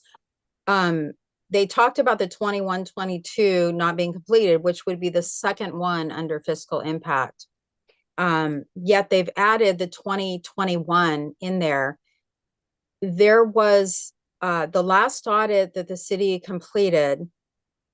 They did not, it was when Rex and Michael were here. They did not do the management report as part of that audit. That was the only thing missing from it. They wanted the city council to adopt it without the management audit or the management letter. Management letters prepared by the city. And I spoke up and said that the management letter is required under GASB and it needed to be done. And so the city council told staff to go get that management letter done. At the time they said, we can't do it because we don't know what happened last year, which didn't make any sense to me because they were both there. But so my question is, the 2021 audit was done, I believe, except for the management letter. So why are we paying $25,000 to do that management letter? It's supposed to be done by the city. So that's question number one. Regarding the others, it's very unusual for an auditor. In fact, it's best management practices from the California Board of Accountancy for an auditor to submit an engagement letter. And the engagement letter, the purpose of the engagement letter is to explain what's going to be covered. It talks about the scope of work to be performed, who will be performing the work, including whether any of it will be outsourced, what the client responsibilities are, which in this case would be the city of Plymouth, the cost of the services, and when the work will be completed. Not only did they not go out to RFP for this, which is unusual for, because I think this comes out to about $138,000 worth of audits. They didn't go out to RFP on it, but you can see that the previous one that was done by the PUN group has this engagement letter that is typical to find. And you see all the important things in there that it sets forth. And yet for this $138,000 request, there's a one-page thing in here that just says, this is the all-inclusive rate, and signed by one of the people, one of the primaries at the firm. And it says that it is a bid, but it is not a bid because there was no RFP process for a bid. I'm sure that the city probably contacted them and asked them to give them an estimate. This is highly unusual to do it this way. And I just want to put that into the record. Also, so in addition to charging for an audit that's already been done, I believe, I couldn't go through the records because the city's still not in compliance with the Brown Act that allows their records to be searchable. You have to go in, take the documents, download them, and then search them. And I don't have time to download years worth of agendas and search them for a certain item. So, but I think if you go back into the records, Victoria probably has easier access to go see that comment about the management report. So the other thing is that this firm, although it looks like they've done a lot of city audits, and that they are a good firm, they are based in Southern California. They have a Southern California representatives, and they have Central Valley representatives. They don't have anyone in Northern California. So I think it would be in the best interest of the city, number one, to separate this so that you do a couple of audits first, see how they do, then go on and finish the rest. So you make sure they're performing. Secondly, that if you're not going to go to bid, at least you make them do this engagement letter so you know what you're getting. Thank you. Thank you, Stephanie. Anyone else for public comment? 7.3.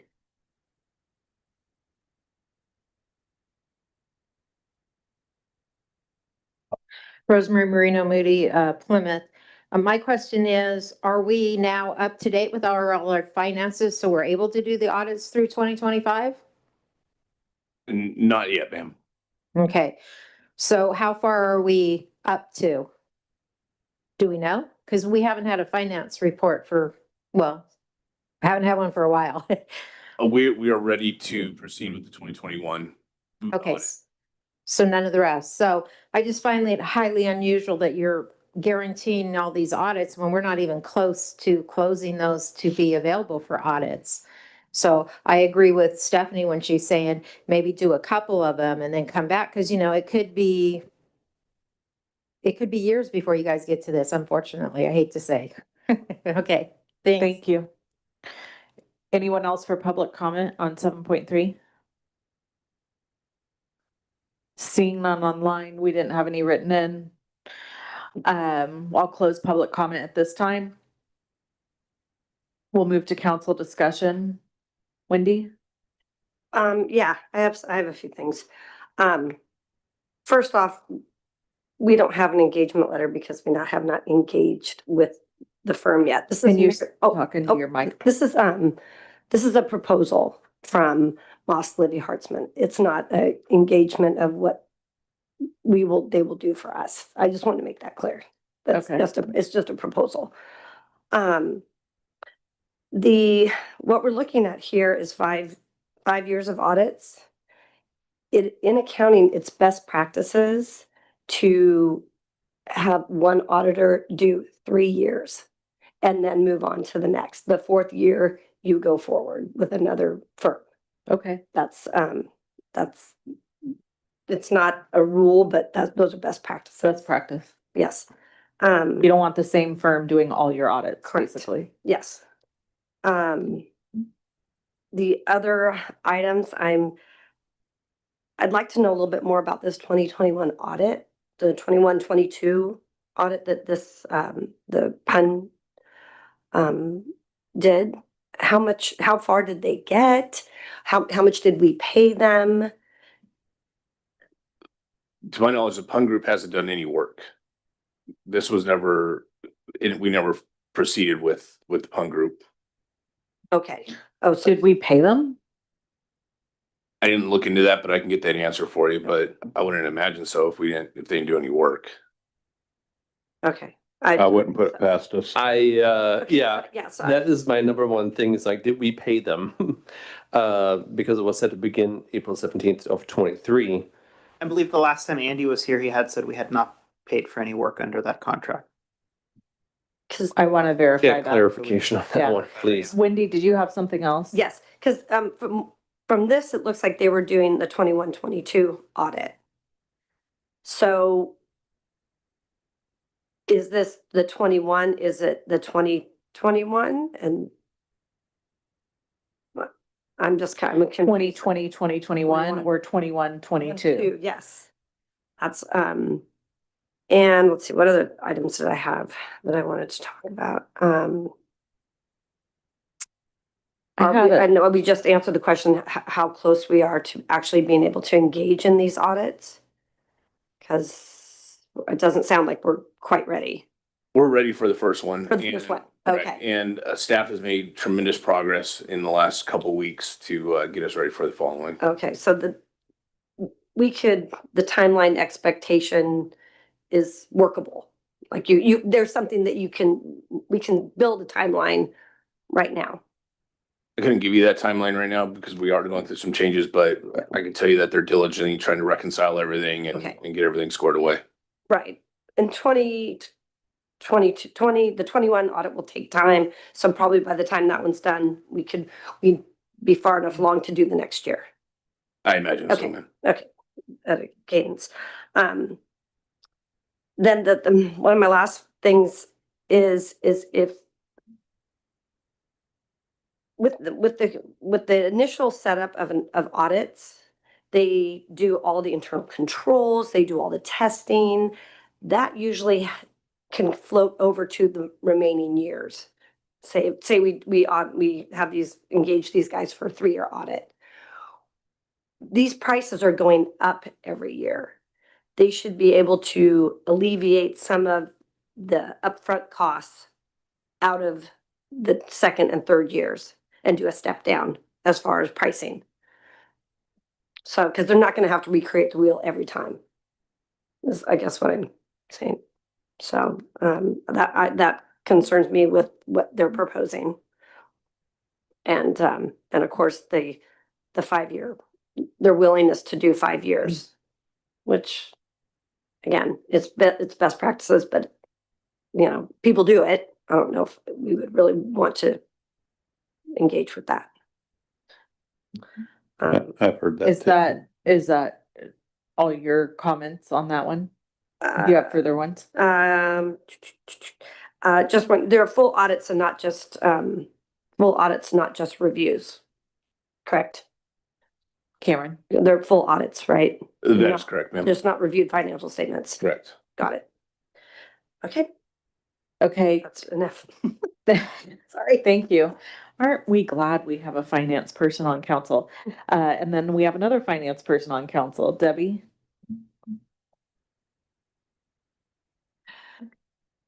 I agree with Wendy. I was also wondering why the cost was going up each year. It looks like, at least for the first year, like a 3%.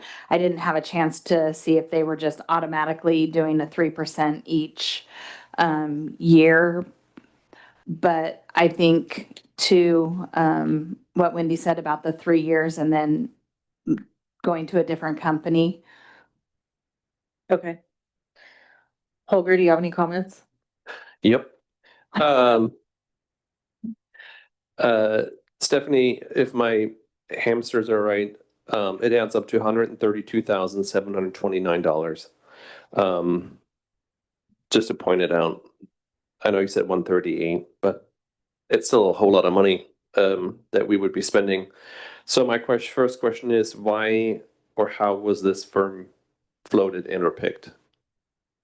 This is a firm that our finance director is very familiar with and comfortable with and confident in their ability to get our things done that we need. So Andy recommended them? That is correct, sir. Okay. Why wouldn't we get quotes from other firms, an RFP? We absolutely can. We were just itching, ready to go. Just best practice, I think, would suggest to get quotes from other firms as well. Because when I first saw this, it's like, wow, they're really, you know, it's not a COLA kind of situation. And to Wendy's point, they're already in there. They don't have to recreate the wheel. And my first thought was, can we get a buy 2 get 1 year free? Well, I'm just saying. You know, anywho, and where does the funding come from for these? I believe it's a general fund, sir, but I can get a for sure answer for you. Just a curiosity. Thank you. You done? Don? Yeah, so I was basically gonna bring up exactly the concerns Holger just brought up. I'm not sure where I've actually heard about that we shouldn't go more than 3 years with one firm also. The big thing to me is not having multiple bids and then basically doing this audit. So we have the finance director, and the audit is basically gonna go back over all the work the finance director has done. It seems like it should be an independent, not somebody the finance director picks because he works with all the time to check his work. Not that, I mean, Andy's a great guy. I'm not saying anything. I'm just saying it doesn't look good, in my opinion, to the public that we let the person doing the work pick who checks his work. Okay. So I think that that's something to take into consideration. I'm sure this is a fine firm, but I'm sure that there's also several other fine firms out there. And you know, the biggest part of our job sitting up here is that we're supposed to be the stewards of the citizens' money. And so to just pick someone because we were told, hey, this is a good company, use them without even engaging with anyone else for bids, I don't think that we're doing our job when we do that. Seems So- irresponsible. Yeah, very irresponsible in my opinion. So I would not be for moving forward on this tonight. I would want to, you know, I'm gonna want to have bids from other companies, independent from, you know, the recommendations we're given. And then, you know, we could review those companies, you know, see what their credentials are. We now have several people that, we didn't have in the past, you know, all the people with the accounting backgrounds we have now. We've now hired our own accountant. We have people up here now who can advise us that have the accounting backgrounds. So I think we're at a good place to look at different companies and that we have staff who can weed out and help us make a decision on who we pick. But I do think for transparency wise to the public, it needs to definitely be that we looked for the best deal we could get with the best company. And that's all I have. Yeah, I can't agree more with all of my council members. I'm took all the words out of my mouth, except I didn't know all the fancy things that Councilmember Bottomley knew. So, yeah, does anyone want to make a motion or just give staff direction to, you guys are you in agreement to give staff direction to? I think it's a direction call, right? Yeah, Yeah, so I put it out would for say, bid. put it out for bid. Would you want it split up as two separate proposals? Yes. One to do I the would. first 3 years Yes. and one to do the other two? Yeah, Yep, Definitely, yes. good call. And then just as a follow-up, to make 100% sure that we did not spend that 35 grand to the pun group. yeah. If we did, we want our money back. Yeah, if work was done, we'll do it again. Either they need to do it or they need to refund us. Yeah, because if it's not completed, it's not like something we could pass to the new accountants, No. because they won't take it. Yeah, they'll they'll want to redo it. Like every doctor you go to, they want their own set of x-rays. Yes. Okay, is that we good on that one? I understand. Yes, ma'am. Yeah, okay, cool. 7.4, update employee handbook and municipal code revisions, direction for future council consideration, staff report. The city's employee handbook and municipal code 2.08.090 serve as foundational documents governing personnel policy, employee conduct, disciplinary procedures, and general employment standards. Over time, both documents have become outdated, inconsistent, and in some instances unclear, leading to confusion in the administration of staff matters. Several provisions did not reflect current laws, best practices, or operational procedures. During recent personnel reviews and administrative matters, city management identified areas where the handbook and municipal code lacked clarity or conflicted with each other. These inconsistencies created challenges in ensuring transparent, fair, and legally compliant personnel management. This project does not constitute a project under CEQA. The fiscal impact is limited to existing staff and contracted staff time required to implement the updated policies. And it is recommendation that the city council review the updated employee handbook and propose amendments to municipal code 2.08.090 and provide direction for these items to be brought back for discussion and consideration at a future regular city council meeting. And if you see the attachments are the updated City of Plymouth employee handbook provided by BBK and the updated City of Plymouth Municipal Code 2.08.090 authority over employees. Thank you. I just want to add to that briefly. Yeah. So over the time that Frank was city attorney and in my time here, we've never taken a comprehensive look at the employee handbook. We've not gone through that expense and exercise. So as Cameron said, because of some recent things we've noticed in there, we decided to take a look just to make it legally compliant. We didn't rewrite you a new employee handbook here. We took what the city had already and just plugged in some of the changes in law that have come into effect. So consider this still a working draft. It's not a perfect document. I expect there's flaws, edits, things that still need to be fixed. So this is not the time that we're gonna take action on it. This is really just a first look at it to start getting some feedback to get it towards a final polished document. Okay, so the intent tonight is not for us to sit here and have a lengthy discussion about this document as much as it is for you to have provided it to us. Now we have a chance to go review it over our Christmas break. Thank you. You're welcome. And Don't And- say I never got you anything nice. Merry Christmas. And then reconvene on this essentially is Yeah, it's a lengthy document. I don't expect everybody has read it. I know one person is very eager to point out that he has read it cover to cover. Yeah.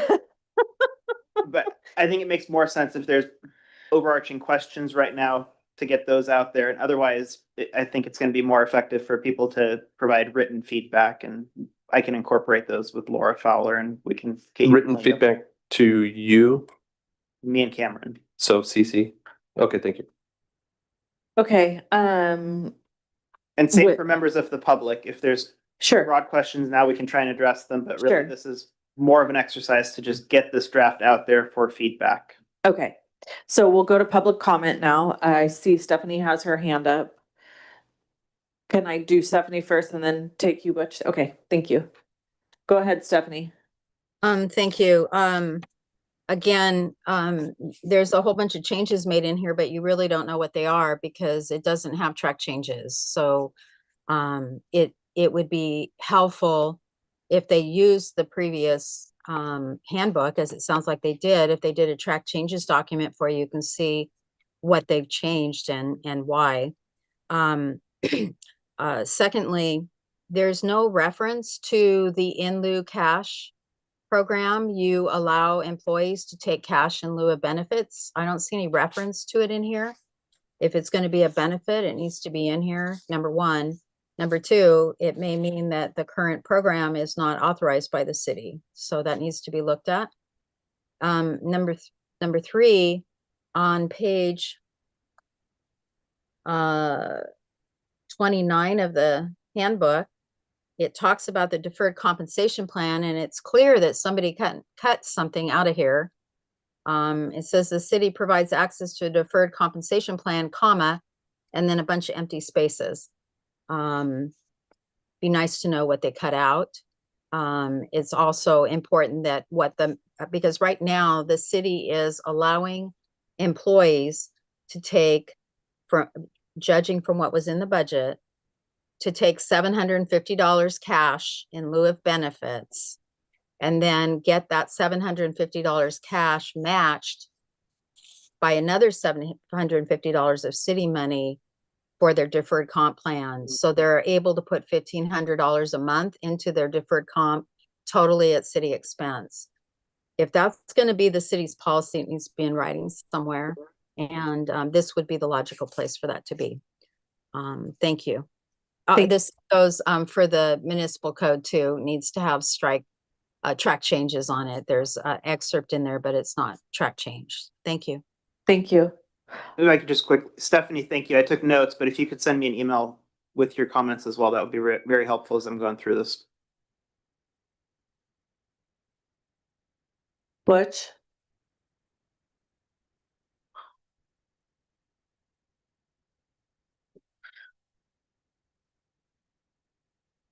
Butch Cranford, Plymouth property owner, Burke Rights resident. I don't know, maybe the attorney could, has a better idea, but is there any value or benefit in looking at the handbooks from cities of similar size to see where they are, if they're already in compliance, if that would fit with the city of Plymouth? Something to think about. The other thing that I would like to comment on is that on the previous agenda item, I was so pleased to learn that the council and staff do answer questions. I guess you just have to ask the right ones.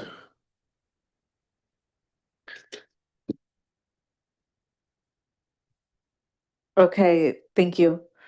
7.7, no, sorry, I got thrown off. Anyone else for public comment? I scribbled out my 7.4 too soon. No other public comment? Okay, we'll go to council discussion and a closed public comment and go to council discussion. And I just want to remind everybody, we're not going over every fine tooth thing in this document tonight. That's not what this is for. It's just for us to review this. And of course, if there's anything outstanding major for you that you want to bring up. Debbie, sorry, Wendy, you want to go first? Yeah, I don't have anything right off the top. I still need to go through some of it. I'm not quite the overachiever that Holger is. But I will go through it, and for anything that we find, send you an email. Okay. But We'll send you both an email. I can do that. Debbie? I wasn't gonna throw Holger under the bus. I did glance, I didn't read the whole thing. I scrolled through, but I do have some notes and I will make sure to email. Just overall, just kind of documenting processes, like for progressive discipline or like the advanced steps. Is there like going to be a policy on what qualifies for the advanced step? So, thank you. Thank you. Dawn? Oh, sorry, I gotta go to Holger first. Oh, you did so much Wow. work. I almost skipped you. There was a lot of work put in, and I now I know know. who's on the naughty list up here. And I'm just gonna send an email CCing the two of them, and I'm just gonna leave it there. Thank you. Okey dokes. Dawn? Yeah, a couple of things. It's really difficult. Like, look at this and there's changes made. I know we did some of them blue, but without doing it in strikeout with the old, we need the policy on something like this, at least myself. I need the policy put in here in strikeout version and then add what you want. So on some of this, I could tell there was stuff missing and I had to go to my policy manual and try and look at what's the proposed changes are. I shouldn't have to do that. So by putting everything in strikeout, it makes it a lot easier to try and make a decision on this. Like, I'll just bring up what I'm talking about real quick on one is like, if you go on 2.08.090, you get to the end and there's just a blue line and nothing's there. So you have to go and look at it and try to figure this out. It talks about, it ends at evaluate or demote employees in accordance with personnel rules of the city, and it just stops. So if I go and look it up in my own policy manual, after that, it says that, and it shall be the duty of the city manager to inform the council of appointment or removal of any permanent employees at the next regular council meeting. Okay, we have no way of knowing what we're agreeing to here if we don't know what it was, if we're just going off of this. So we need all of the information. I'll work on generating one that shows the track changes. Okay. Thanks. And then one other thing that's gonna be big is with what's gone on the last year, several citizens definitely aren't happy with some of our hiring policies and stuff, and I know that became a big thing, as we all well know. On 2.03 employment of relatives, we had talked about before we update stuff, we were gonna have a discussion or something to decide on in the future moving forward, what policy we're gonna have on relatives working for the city. That's not anything that affects people here now, but we need to have something in place. And so before I'm gonna vote to approve any new policy manual, it's gonna have that in it. Or I'm gonna be a no. Okay. I think that's what we're doing this for, is to come up with all those things. All right, I don't have anything. I only glanced at it and didn't take a bunch of time sitting and reading it yet. Cause I wanted Holger to be the overachiever for this meeting. So We will move to, there's really no direction to give. It's just, it is what it is. Yep, Yeah, okay. and depending on how extensive the comments are, the next version you see might just be another draft step. Depending on what we get into on this could be a multiple more times before we finally get to adopting a document. Great, thank you. We'll move to 7.7, city council reorganization, selection of mayor and vice mayor. What'd I miss? There was an amendment. 7.7 is actually the recommendation of award for Zinfandel Service District ditch repair. How do I not have this? And then 7.8 is now the reorganization. Okay. All right, sorry about that. 7.7, community facilities district. Recommendation of award for Zinfandel Services District ditch repair project. Staff report. One moment, ma'am.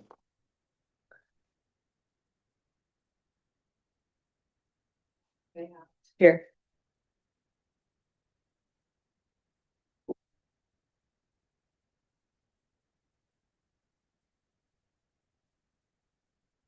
My apologies, I didn't have the updated agenda packet.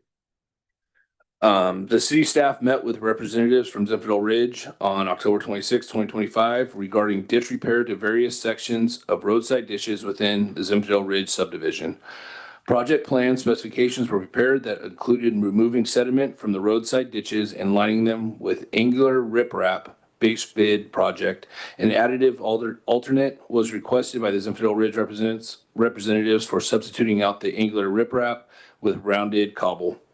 The project was advertised for bids on November 7th, 2025. A mandatory pre-bid conference was held on November 18th, 2025, and the bid opening was held on December 2nd, 2025. The city received 3 bids as listed below. RD Morgan Construction, the base bid was $24,850. The additive alternate was $34,500. Phase 1 construction was $46,330 with the additive alternate $6,000. Shenandoah Excavating was $46,391 with an additive alternate of $6,500. Due to RD Morgan's construction's bid price differences between Phase 1 construction and Shenandoah Excavating, the city engineer spoke with each bidder. RD Morgan Construction informed us that the base bid price was just to clean out the existing ditches and no angular riprap or rounded cobble was included. RD Morgan Construction also thought the additive alternate was for adding the cobble rock after cleaning out the ditch. Phase 1 construction and Shenandoah Excavating bid the project as intended. There are a few options the city has noted below.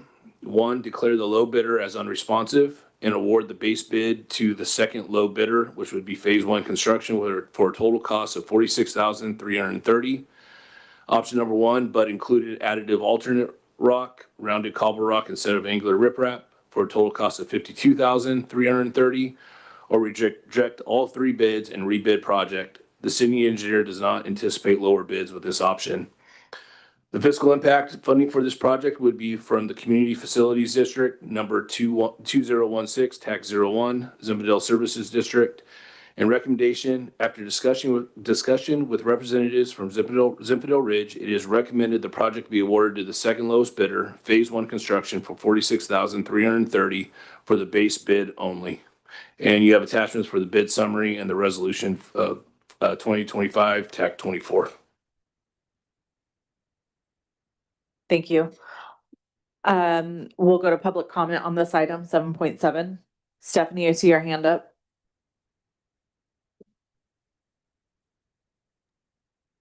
Thank you. So this isn't my area of expertise, but I have a few questions that hopefully council can answer. One is, I believe it's allowed still, and that's what I need a clarification on if it's allowed to do a local business preference. Typically 5 to 7% given for a local firm on a contract. I don't know if that has to be codified. That's the question I have. I know that it's legal, but I don't know if it has to be codified before it's applied.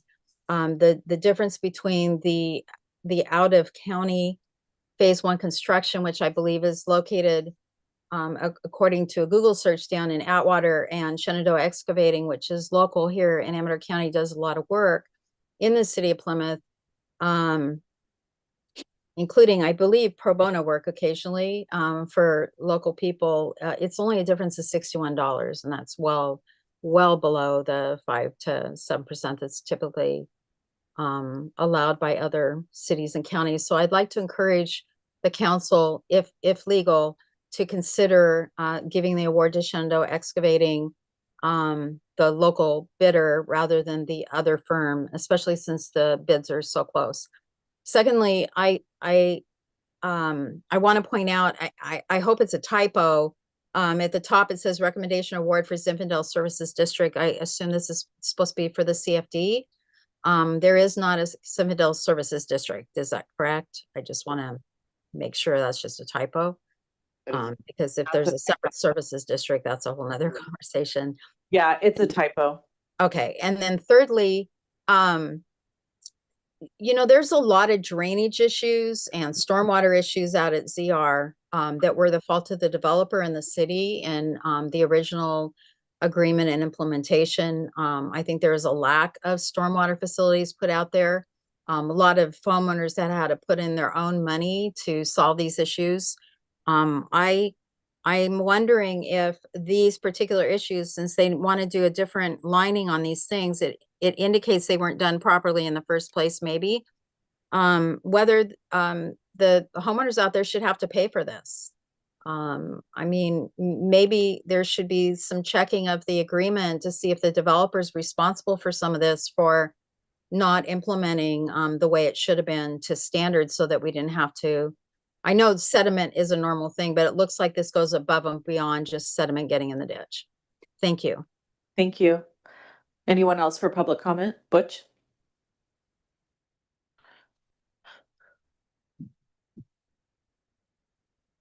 Butch Cranford, you know where I own property and you know where I live. I would echo Stephanie's suggestion that you look at Shenandoah, because I'm just gonna tell you, Cameron will verify this. They've done several $1,000s worth of work down to Veterans Park, pro bono. And I don't know what other projects, but you can ask Ron LeBanco or Mike and Donna or Jamie, and they'll get back to you. They are truly good citizens in this community. And if they have a bid that's a few dollars more than somebody from Atwater, then we need to award that to Shenandoah. Just my thoughts. Thank you. Any other public comments at this time? Seeing none, I'll close public comment. We'll move to council discussion. Wendy? I don't know a lot about this project. I don't know a lot about the ditch repair and how it works, but I agree. If the cost, Shenandoah should be, they're local. Is it legal for us to go with I them? don't believe we have a local preference codified the way that Stephanie was describing. So unfortunately, here we are bound by going with the lowest responsive bidder. Even though it is only 6. Then I say Get a rebid? cancel it and get rebids. Yeah. Yeah.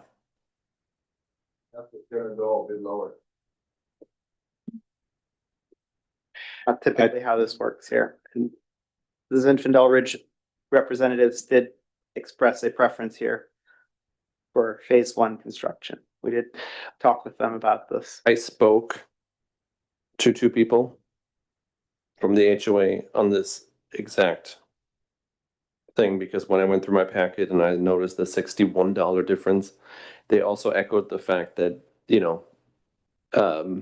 they wish that Shenandoah had come in lower, because they also are aware of the situation that they have to legally accept the lowest bid. Which, of course, my first instinct also was that, come on, yeah, so. Why is it that there was something else we did that we didn't have to take the lowest bid on? What was that? The park? Was it the park? Was,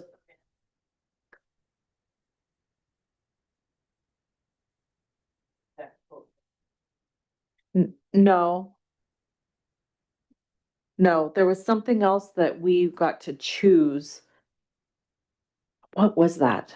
Oh, my brain. So public works projects are kind of a different beast. than Okay, things. that's what it was. Like It we were was, talking about the accounting service or the auditing services earlier there, that's a professional service. That's not subject to taking the lowest responsive bid.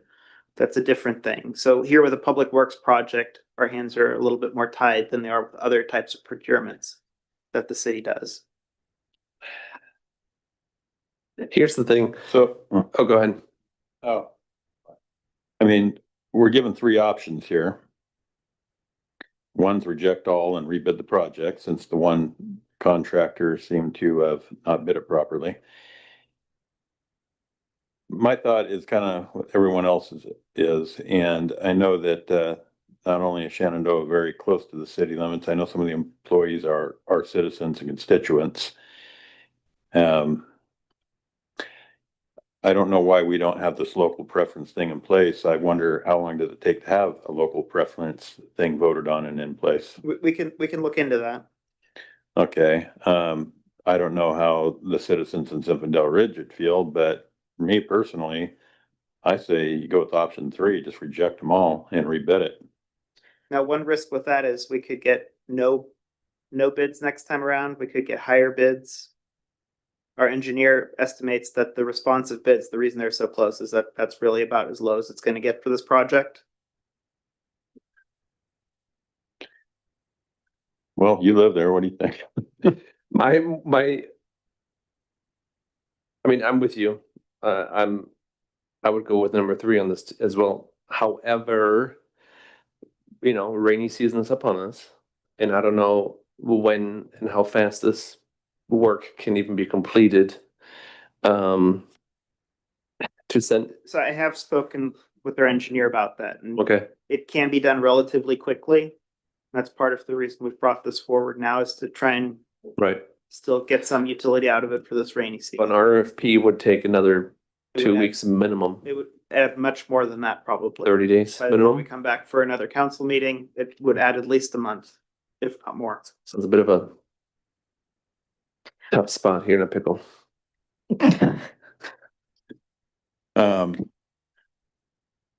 There's definitely something to be said for having, a local contractor in town doing the work. They,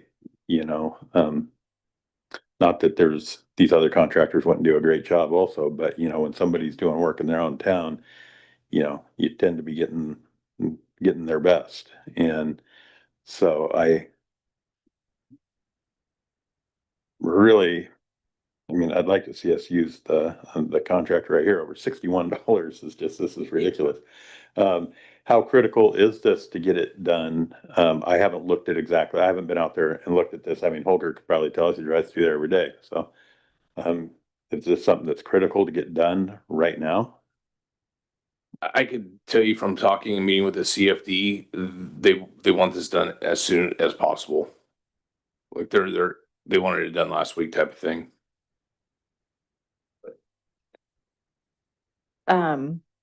I feel like if Jamie was here right now, she would say, I could be speaking out of turn. She'll call me later and let me know if I did. But I think she would say, it's okay, guys. We know how this works. So, because that's the kind of person she is. So, I don't know. Another consideration is that if we reject 2 bids that are on their face responsive, that there could be some challenges brought by those responsive bidders if we reject their bids and then a month from now accept responsive bids that are substantively the same to what they're proposing. Right. Yeah, I think that I know Jamie and Ron well, and they're reasonable people, and they know that we're between a rock and a hard place, and that our hands are really tied legally, is what I'm understanding. And I hate to delay the project work. really hate to not be able to give this to Shenandoah Excavating, but it just doesn't seem like it's feasible without putting off. I don't know. I don't know what to do.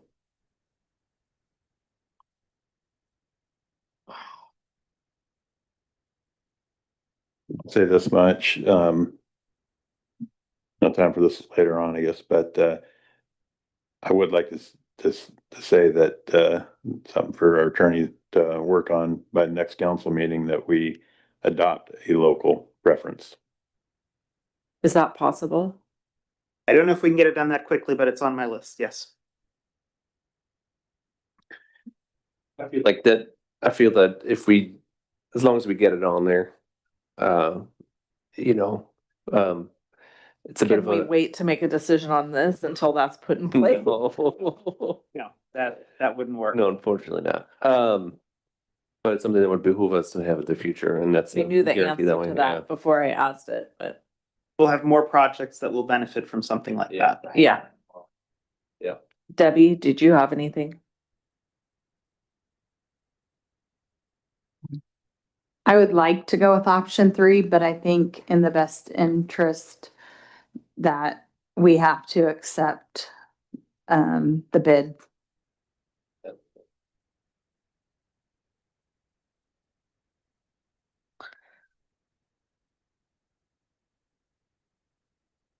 I'm gonna wait for I think more all- discussion or emotion.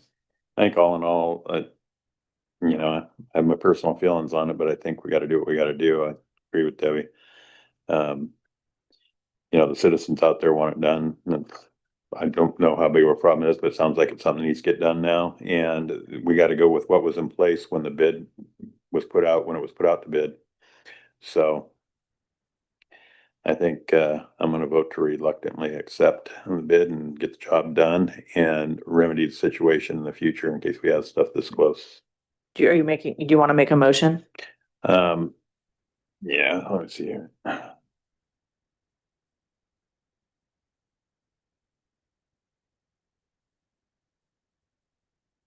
I'm gonna make a motion. It's the worst thing we've ever had to do. So the motion would be to approve resolution 2025-24. Okay, That lays it out, if that makes it easier. all right, I'm gonna make a motion to approve resolution 2025-24. I'll second the motion. Councilmember Bottomley, Aye. Councilmember Dell, Aye. Councilmember Hornish, Aye. Vice Mayor Nunn, All right, Mayor Cranford. Aye. Thank you. Motion passes. And let's please get that local thing done ASAP. Yeah. I don't want to face this again. Okay, 7.8, city council reorganization, selection of mayor and vice mayor. Staff report. Thank you, Madam Mayor.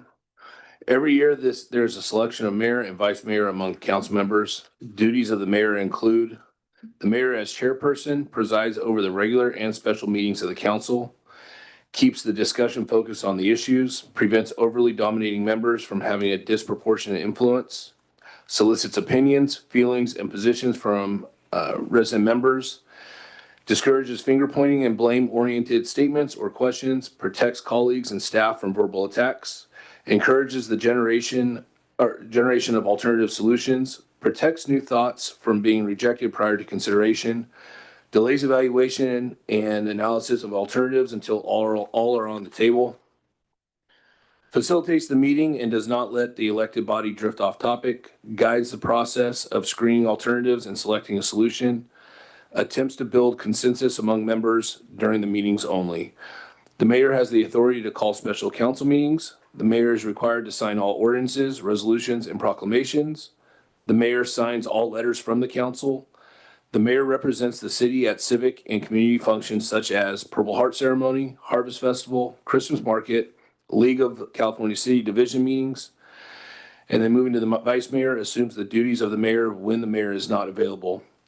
The city clerk is the elections officer for the city, holds the selection for the mayor, and the process includes the following: The city clerk declares that the nominations are open for the office of mayor. The deputy city clerk accepts nominations from the council members. You may nominate more than one person for a position, and you may nominate yourself for a position. When there are no further nominations, the city clerk will close the nominations and take a roll call vote. If there is more than one nomination, a vote will be taken in order of nomination. You may vote for more than one person for the position. The mayor is selected by a majority vote, 3 votes. If a tie occurs, there will be a runoff vote. If more than one person is nominated and during the roll call vote, the first nomination receives the majority vote, the election is now complete. Following the votes, the city clerk declares that the mayor is elected. Once the newly selected mayor is seated, the mayor holds the selection of the vice mayor in the manner as outlined for the mayor. There is no fiscal impact, and staff recommends proceed with the selection of mayor and vice mayor. Thank you. Thank you. We'll open this to public comment at this time. Anyone for public comment on 7.8? Okay, seeing none, hearing none, nothing written in. We'll close public comment on this and we'll move to council discussion. Before I open it up to my council members, I would like to say at this time that I've really enjoyed being mayor for the 5 months, I think it is, that I've been mayor. But in this new season that I'm in, starting in January, my daughter will be in my home for about 6 months, and then she'll be off to college or whatever adventure she's going to be on next. So, not that there was, but if there was any intention for me to continue being mayor, I would like to step aside and allow one of my other council members to take over being mayor at this time, and have that discussion, because I want to, if I need to miss a meeting during the time of visiting colleges and things like that, I don't want to feel the pull of running a meeting.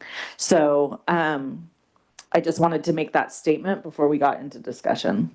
I thank everybody for their support, and I hope to do it again before my term ends. I've got a while. Okay, Wendy, anything? No, I don't know. I mean, I guess we have to do this. Right. I'm not interested in being mayor. Okay. Debbie? I feel like I'm too new to step into that role. I'm still learning the ins and outs of it, and would like at least another year under my belt before I even think about trying for that. Holger? I'm speechless. Yeah, open discussion. I don't know. Who wants it? Don? I'd like to do it, just because it's most likely my last opportunity. This is my last year, or I'm in my second year, my 2-year term. So I would definitely like to do it once while I'm here, and this would pretty much be my only opportunity. So. Anyone have any comments? Use your mic. I think Don would make a great mayor. I think I would like to nominate him. Is that what we're doing tonight? Yeah, You can motion. I'd like to make a motion to nominate Don Nunn as a new mayor of the city of Plymouth. I'll second the motion. Councilmember Bottomley, Aye. Councilmember Dill, Aye. Councilmember Hornish, Aye. Vice Mayor Nunn, Hi.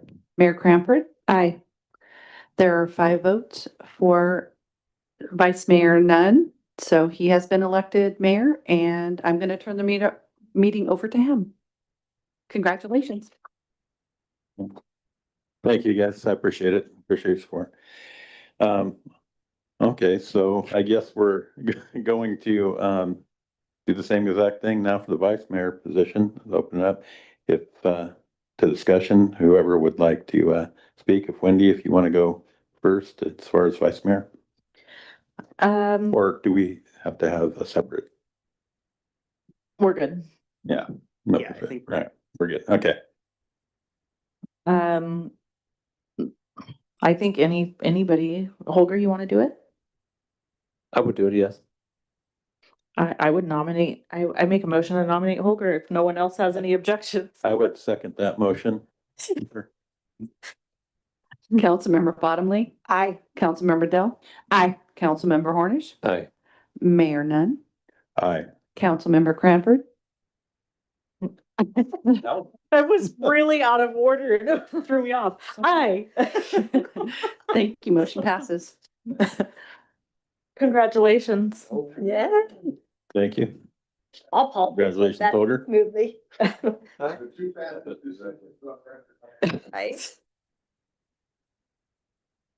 Thank you all. We're in good hands. You're running the meeting now, sir, just so you know. Oh, I figured we'd let you finish out the night there, but then what do you want to do? I can do Oh, that. No, Oh, no. doesn't work that He way? has to finish it up. Oh, oh, okay, so I gotta find, I closed my packet, so I can see what we're up to. You got, there we are. City manager's report. Yeah. Thank you, Vice Mayor and Mayor. We've had a short time since our last meeting. We did get the Moorfield reconnected and they're very happy with the service that we've been providing. But our biggest news is we hired 2 new employees. One, we had an exit of an employee that went to another jurisdiction, and we have Jacob Smith, who's now handling that, and he's also handling our Zoom stuff right now. He comes with a great background of computer science, and he could help with a lot of our groundwork and very energetic. And we also hired an accountant, Mr. Ricky Van Dyke, who's here in the audience. He wanted to see what a council meeting looked like. He started, they both started this week, and so they're both getting their feet wet.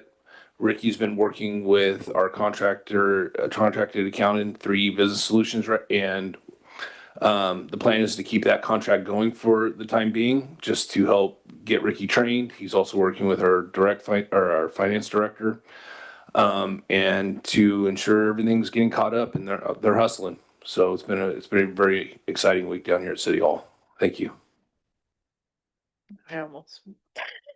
It's gonna be hard for me to not. Yeah, yeah, and I'm like sitting over here waiting for you to move on. I'm like, with it, okay. Yeah. So, thank you for that, Cameron. Mayor and council member reports and council requests for future agenda items. Wendy Bottomley, we'll start with you on future agenda item. Or any reports? Didn't you have an ACRA or something? I went, Or the ACTC meeting ACTC. last week.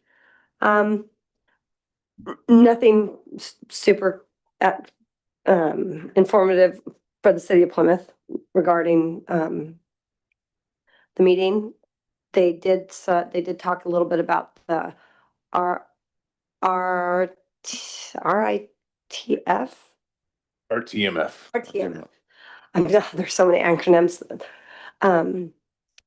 But Felicia Bridges talked about, they had sent notifications to a few of the cities. Plymouth was one of them. And she reported that Cameron was the only one that had gotten back to her. She was very happy about that. So he got a shining star for that. So, but other than that, nothing to report from that meeting.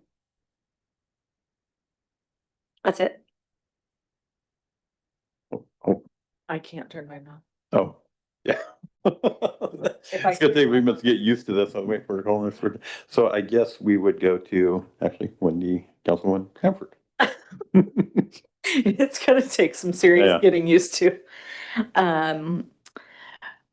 Okay, so for reports, I attended the holiday home tour.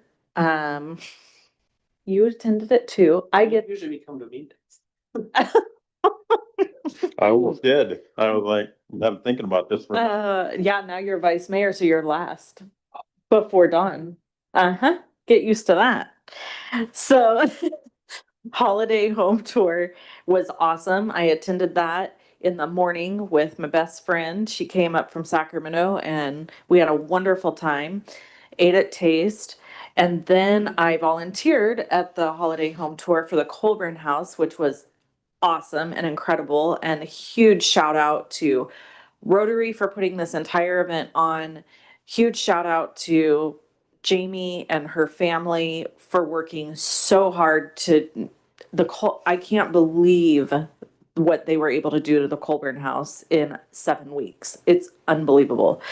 And so that was super awesome to be in there and see that. And then the Christmas market was the same day and it was super successful. And the holiday home tours, I think, I'm gonna say this, I could be wrong, but I'm pretty sure Jamie told me 400 tickets were sold. That means 400 people were in Plymouth, wandering around, driving.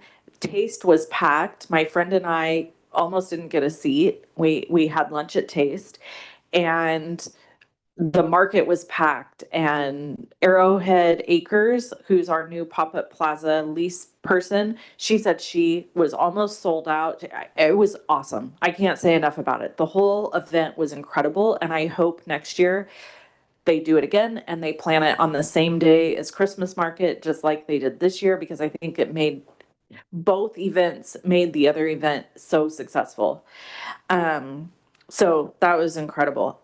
ACRA, obviously, we've already talked about, but I'm on that board, so I will continue to follow up with them on that. We have a meeting coming up December 15th, and I think that's where we'll begin figuring out assets and what comes next. So if anybody from the public wants to attend the ACRA board meeting from the city of Plymouth to give input on that, I would encourage that. I think it's 10 a.m. December 15th at the Board of Supervisors room.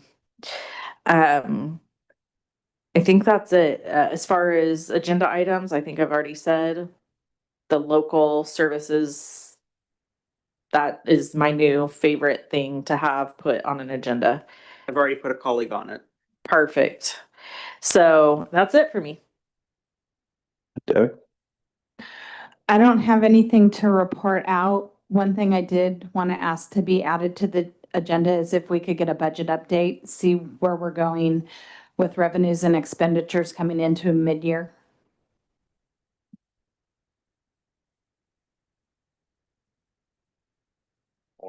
Holger?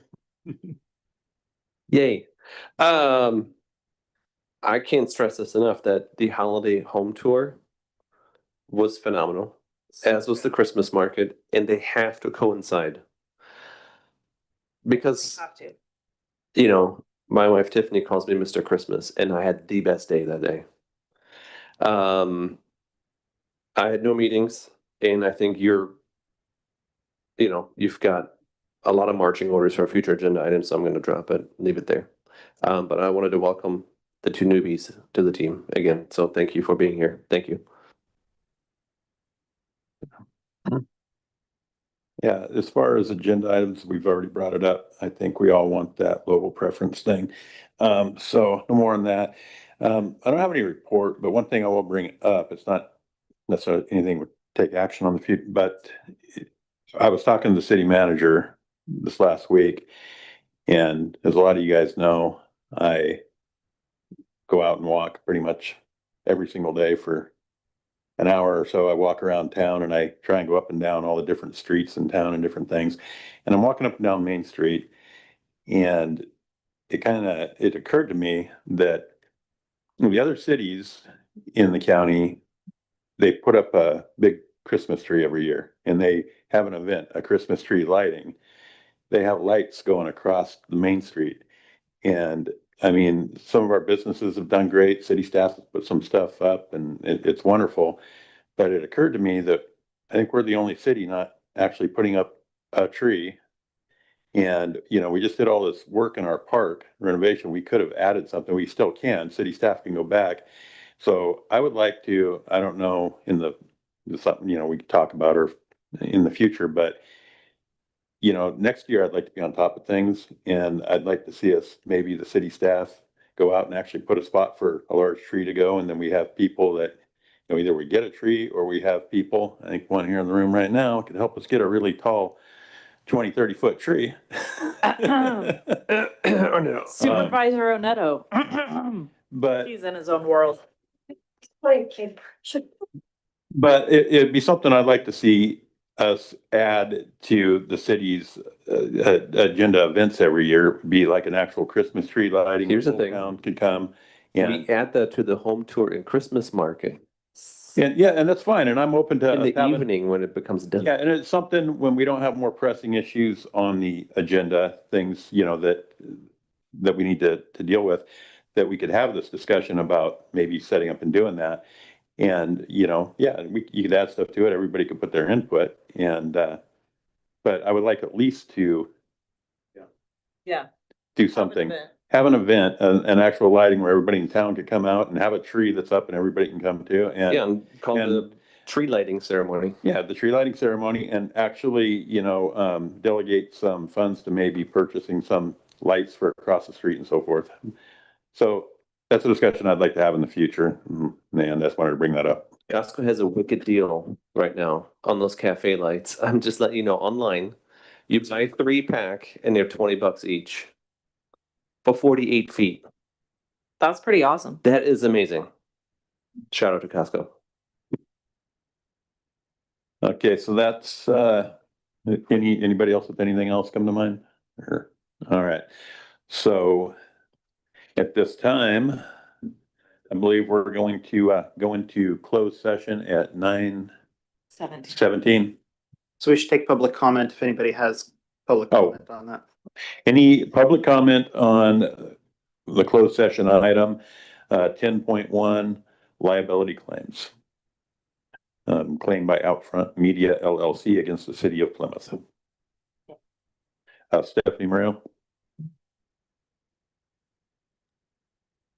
Thank you. I just would like to remind the city that they're still not complying with the Brown Act requirements to disclose what happens in closed session after action is taken, which requires not only a report out of what action was taken, but a report out of the individual votes of each city council member. Thank you. Thank you, Stephanie. Seeing no one else, I will close public comment on this matter and we will adjourn to closed session at 9:18.